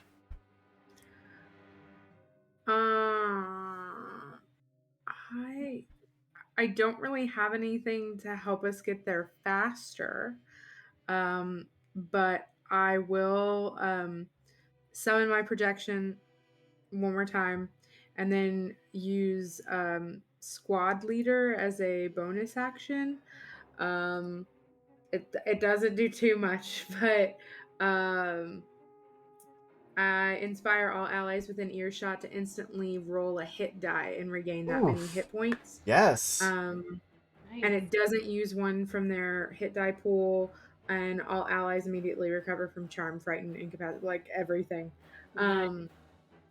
And so she'll just like pop out and say, even though the odds seem very improbable, after spending a lot of time with you all, I believe you can do it. And then it's just kind of like on the back. I picture like the emitter is just like on the back of Veltax, and it's just kind of like this. It's kind of like she can't do anything. Okay. After you, the smaller swarm gets to go. The only one within range is Veltax.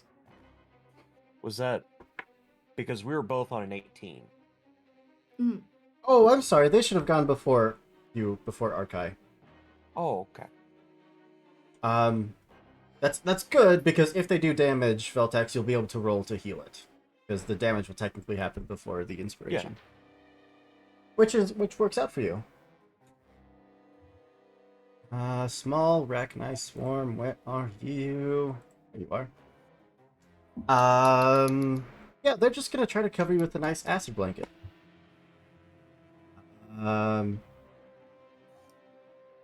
That's nice 18 to hit. I think that misses. That misses me. Yeah. It is, the air is just 19 natural filled AC. with globs of acid spit that just start raining down. But you absolutely just barrel forward, and they can't quite catch you. Reach the elevator. If necessary, I have the ability to use charge twice in one turn. Yes. At the top of your turn, you're able to get the rest of your companions into the elevator. Rayla, hit the button. Can I do something just for funsies?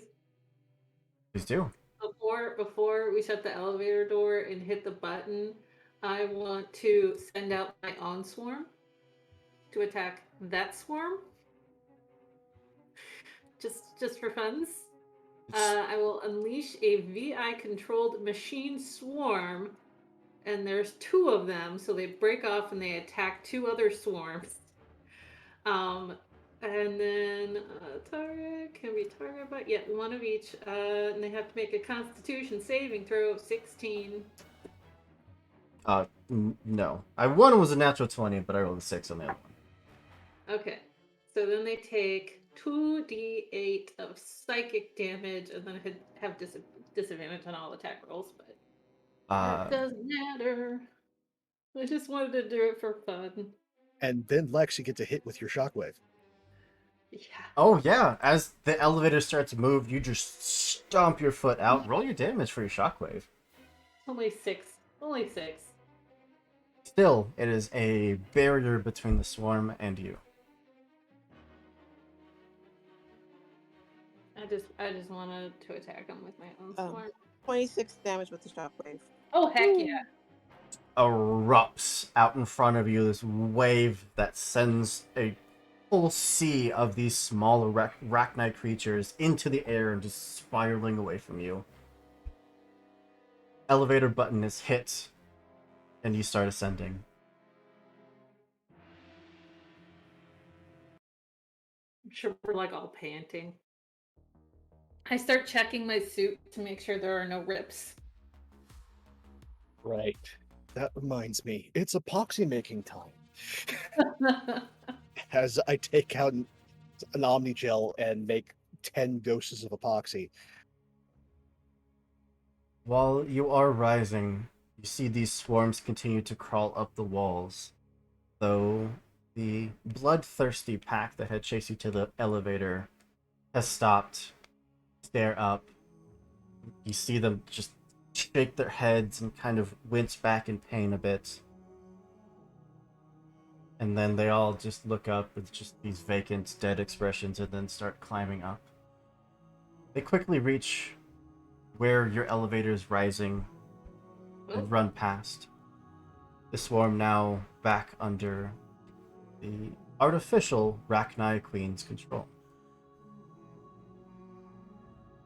The closer you get to the top, the more gunfire you can hear, the more screaming. You hear flamethrowers just erupting down a narrow tunnel that just echoes. The screeching of Rachni compared to the screeching of metal and of human. You reach the top to see a horrific battlefield. Ooh. You, of course, have your distraction. With the fact that they are fighting an army of Rachni, it's unlikely that they would stop to engage the five of you. We were running for the Mako. Slip past. Sadly. Oh, sorry. Okay. Sadly. Now cracks a noble heart. Rayla's gonna turn around as they're running and run back and go, "Fuck it!" You get a few looks of Cerberus soldiers who are just holding shields, holding the line. Suddenly, there's just five of you that run past. And immediately, Yeah. their attention is re-diverted back towards the swarm that's coming to devour them. On my way, on our way running, can I cast a dark spear? I love it. We're just like, can I just, for fun, can I just do some more damage? She, she's got a few issues with them. She keeps wanting to just, kill No. them all. On board. You can Absolutely on board specifically for this. target part of their line that's been holding and cause it to collapse under this dark energy. What does your dark sphere do? Launch a slow-moving 4-meter wide spear of dark energy in a straight line. It moves 4 meters at the end of each of your turns. A creature caught in the spear's path becomes prime necrotic until the end of its next turn and must make a Constitution saving throw. On a failed save, the creature takes necrotic damage equal to 68 or half as much on a successful one.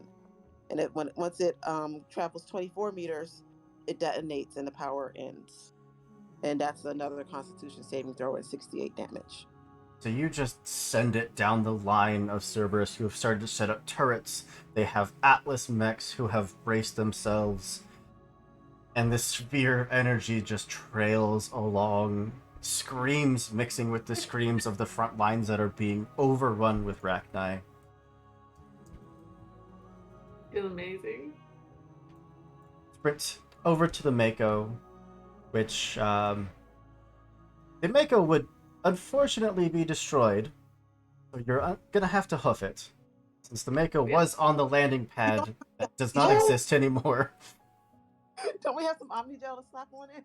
Yeah, I don't think that works. Omnigel only fixes so much problems. I totally forgot we put the Mako on the landing pad. You Get the see, explosion bigger.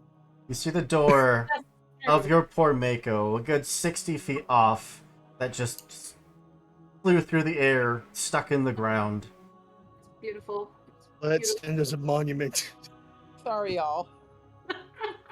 No, this is perfect. That is chaos proof. Love it.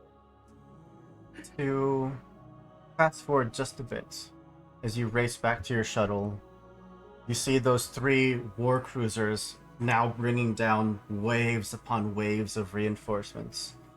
Larger machinery, gunships, all just descending onto this place. For as many Rachni as there are to defend, there are infinitely more Cerberus. You managed to get off planet, back into space, back into the quiet of your ship. With some AC/DC blaring over the speakers. Rayla, you still have that memory cube, that memory matrix, whatever this is. The last spark left of an artificially created hive mind. I'm just like holding it like a baby. So, question: are we able to look at that before we hand it over? if you would like to. I mean, I assume we would. This is a long trip back. Yeah, I mean, if it got lost, it's Oh no, we're giving it to the scientist. There, you will not get this out of Rayla's hands if you're gonna try and steal it. no, not steal it. Just not give it to those scientists. No, the scientists are trying to save our lives. Okay, well, we can look at it. I won't take it away from you, but Well, just saying. to give you the scenes that you would uncover from this thing, as it is oddly advanced technology. Little bits you're able to decipher from the streams of data. You'd see a much older, kind of out of the way population, an alien race that doesn't look immediately recognizable. They work day and night. You see those same machines that they had, those reactors that they had used that gave that hive mother life. You see iteration after iteration. They build, fails. They build again, it fails. All the while, that massive underground structure getting longer and longer until they finally succeed. They manage to build the matrix that you're holding. You see that they do physically bring in a Rachni queen, imprisoned, chained down. They hook it up to whatever this device was. It almost looks like an electric chair, but when it's done, Rachni Queen is nothing but a smoking husk. And those generators now power whatever this artificial life is.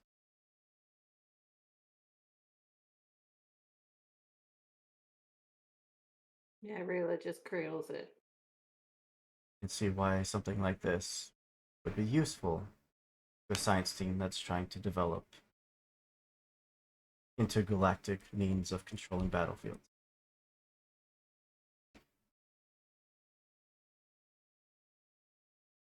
You descend through the blackness of space.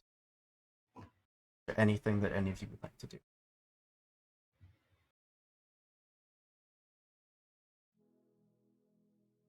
Just hold on to the cube, tinker with the ship, dancing to whatever music Montag has It's run with the devil. on.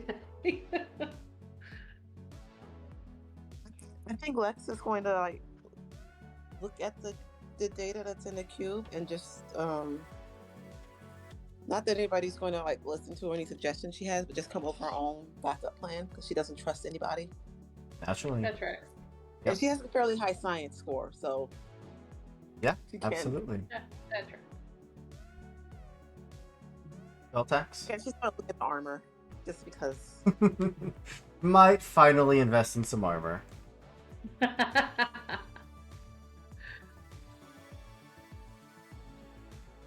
There's nothing really. It's kind of weird. Like, seeing Reapers and Rachni, they're kind of the opposite sides of a really similar are. coin.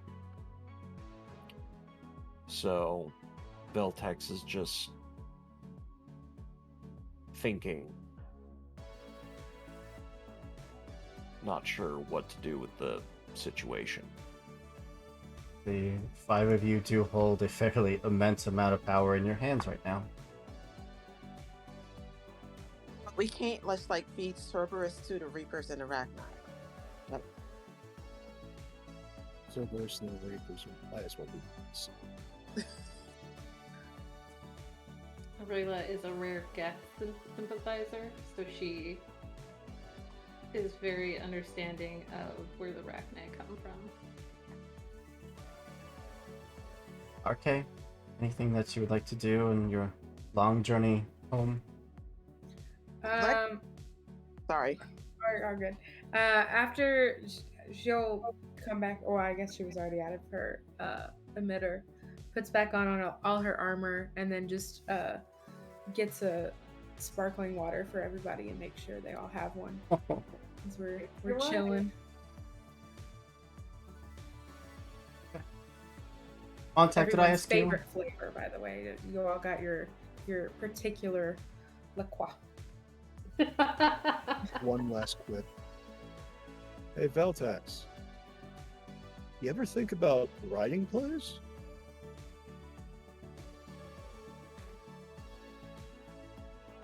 Humbly, I feel more comfortable on a stage than I do with a pen.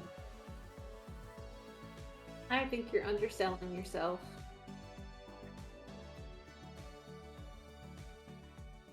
All right. Well, with that, with the 5 of you holding the remnants of a Rachni queen, that is where we are going to put a pin in this one shot. Yay! Uh, This is so fun. this module or this supplement is amazing. It's incredible. Modlight, thank you so much for the follow. I know words. Yes, highly recommend that if you like Mass Effect or just TTRPGs in general, highly recommend you check it out. Yeah, I will say that I played the Mass Effect 5e about a year or 2 years ago, and they have done amazing things with it since. It is very intuitive. It has its own character creation. It's so much good. easier to understand, and I love it. But thank you all so much for being here, for supporting us, for watching this nonsense that I put all these wonderful players through each and every week, each and every day. But that's more than enough out of me. I do want to pass it over once again, give my lovely guests a chance to tell you who they are and are working on any projects that you can check out where you can find said projects. Starting again counterclockwise with our very own Relenor Vastombe. Narquib. I am Nikki. I am Coyote Witch on Twitter, which is where I basically live and do everything at. I will be in 3 more Lost Caravan things with Andrew just this month. So check out the schedule and we'll do stuff. And then next month I am going to be in a campaign called Heavenfire with ESP D&D. So I'm really excited about that. You can find them on Twitch at ESP D&D. Otherwise I draw tabletop characters and animals. So if you want to see those, follow me on Twitter. Absolutely. All right, over to, I know this, Rick Winston Montag. Yep. I had to get every last literary reference in with this one-shot character. Hey everybody, Pope here, Pope World Bill on Twitter, Pope World Bill on Twitch. I lurk in all your streams. If you want to see more of this silly face, get a number of opportunities throughout the week. Coming up next is Saturday over on Praxagora Thesmophoria. I know that's a lot of letters. That's why you follow the Twitter. As we continue on with our high-level D&D 5e campaign, A Song of Agapia's Fortune, choices were made. And to put it in Prax's words, we are going to see the results of those choices. And my 14th level wizard has 3 second level spell slots left. So tune in to see how that plays out. And then Sunday is a double feature with this silly face. First, over on Balrog 1911, we are back with the penultimate episode of Brinkwood, The Blood of Tyrants. If you want to see some Fey-influenced anti-vampiric capitalist in a pre-industrial society, we'd love to have you. It is a charity show. All funds raised go to American Cancer Research, a charity that has just recently become very near and dear. So please, we'd love to have you. It's a wonderful time, fantastic cast. And then on Sunday night, it is the premiere of season 4 of The Witcher over on Practical Where Thesmophoria Roads Home. And my silly dwarven face gets to play a dwarf as a guest star for the first part of the season. So the regular crew is over in Mahakam, and they have dwarves, conspiracies, and steel to find. And then on Monday, over on Wandering DM, it'll be episode 3 of our new Vampire the Masquerade Montreal by Night. As we got to see a little bit of Montreal's Little Italy, and someone's past is coming to bite them. And there's a messy critical to resolve. So tune in for that. And as always, thank you all so much for being here. Where live VOD into a store is nothing without its audience. They're as much part of this as we are. Thank you all so very much. And follow these incredible people and this wonderful community. Because if nothing for the past 3 years that we have learned is you need good people in your life. These are all good people. Take care of yourselves, one another. See you around. Aw. Thank you so much, buddy.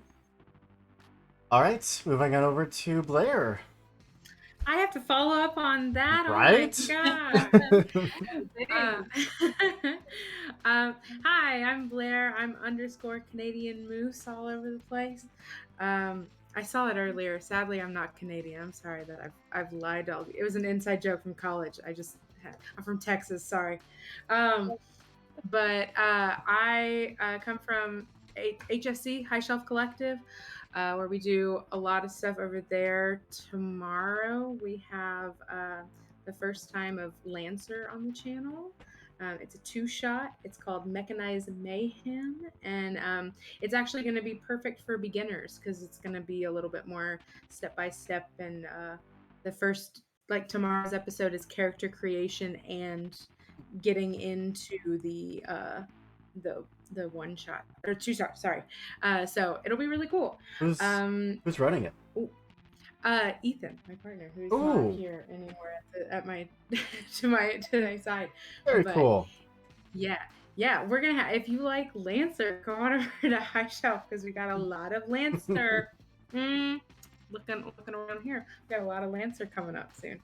I will also be playing there again on Friday. Heckna, we call it Midway Madness. It is a spooky carnival D&D 5e game, and it's all women in the cast and stuff. And Women Ran by Taylor Potato. Yes, Taylor's amazing. I love my bestie. But yeah, we're on chapter 3, but we just added Holly and Pix. So OMG, Holly D, and Empress Pix. So yeah, it's really great. We've had Beautiful. a lot of fun. And I will be here on Lost Caravan at the end of the month, playing in Taylor's Cyberpunk 1-shot that she's gonna do. Yes. So you can see me again here for that. And then I also next week I also do things with Weave the Tale, and Weave the Tale is having their hype week starting next week, and I'll be in a 1-shot not this Sunday but next Sunday for that. So Very cool. And if you want to see more Mass Effect, we also do Mass Effect, not 5e, but we do Omega, which is a Cyberpunk Red hack, and that is the last Saturday of every month. That is just a wonderful shit show that I love. So please, it's the best. It's literally my favorite thing, because we all just strive to make Casey, our GM's life, a living hell, and it's great. We played that supplement with Taylor. Yeah. A couple weeks ago, last month sometime. Yeah. Yeah, Which- it was a lot of fun. We all freaked out whenever we heard about it. We were like, people are playing it! Oh my god! But yeah, so it's just a different way to play Heck Mass yeah. Effect. But so it's good. All right, over to Sin. Hey, I am Sin or Matt Synthetic 20 TTV on Twitch and Twitter. I haven't been on Twitch lately dealing with some health stuff, but I've still been releasing TTRPG stuff over on Twitter.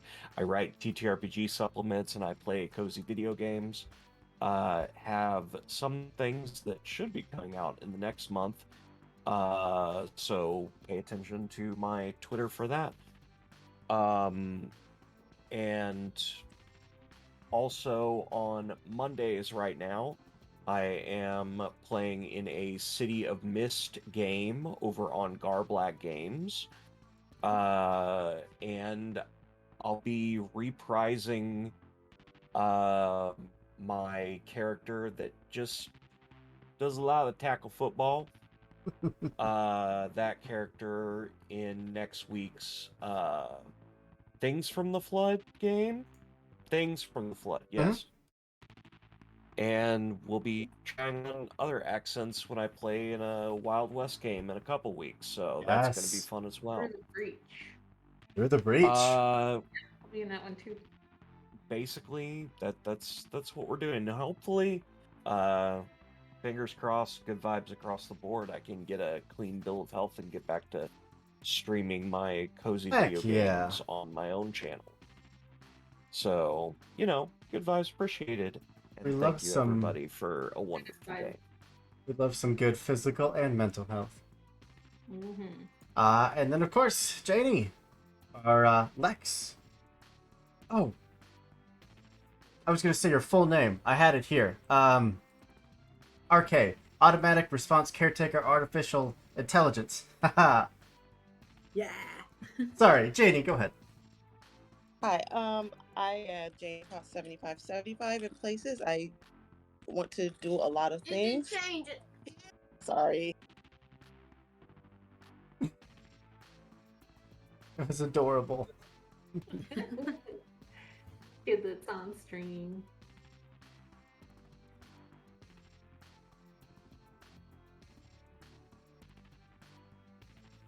Oh, buddy.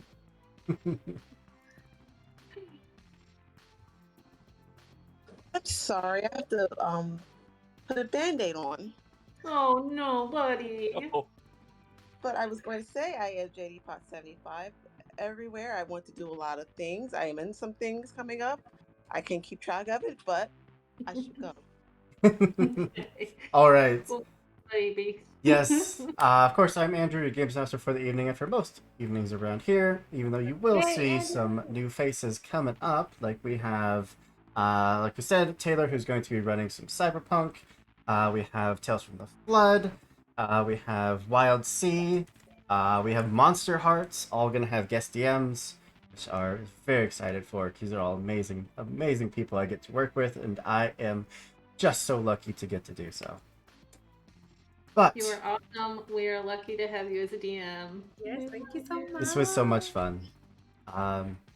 Real quick, Nikki, now that you have played both the Cyberpunk version and the D&D version, because I know you played the D&D version before, but do you have which one would even out? Which one would... Why would you ask that? Yeah, I was like, why would you ask that? Of course, it's I the don't know, Omega. Casey's also in chat too. I don't know. That probably doesn't help. I honestly, they're two different games. They like- do what they do very well, and they do two different for things. Yeah. D&D 5e, and it's awesome for D&D 5e, and then the Cyberpunk Red Mass Effect is just they're two different games. You can't pick which one's better. I just wanted to put you on Someone the who has spot. played Artel Saurian and D&D 5e, they are vastly different systems, but they Mhm. do what they do with love. Absolutely. And in playing this, if you want that small squad feel, this is really good.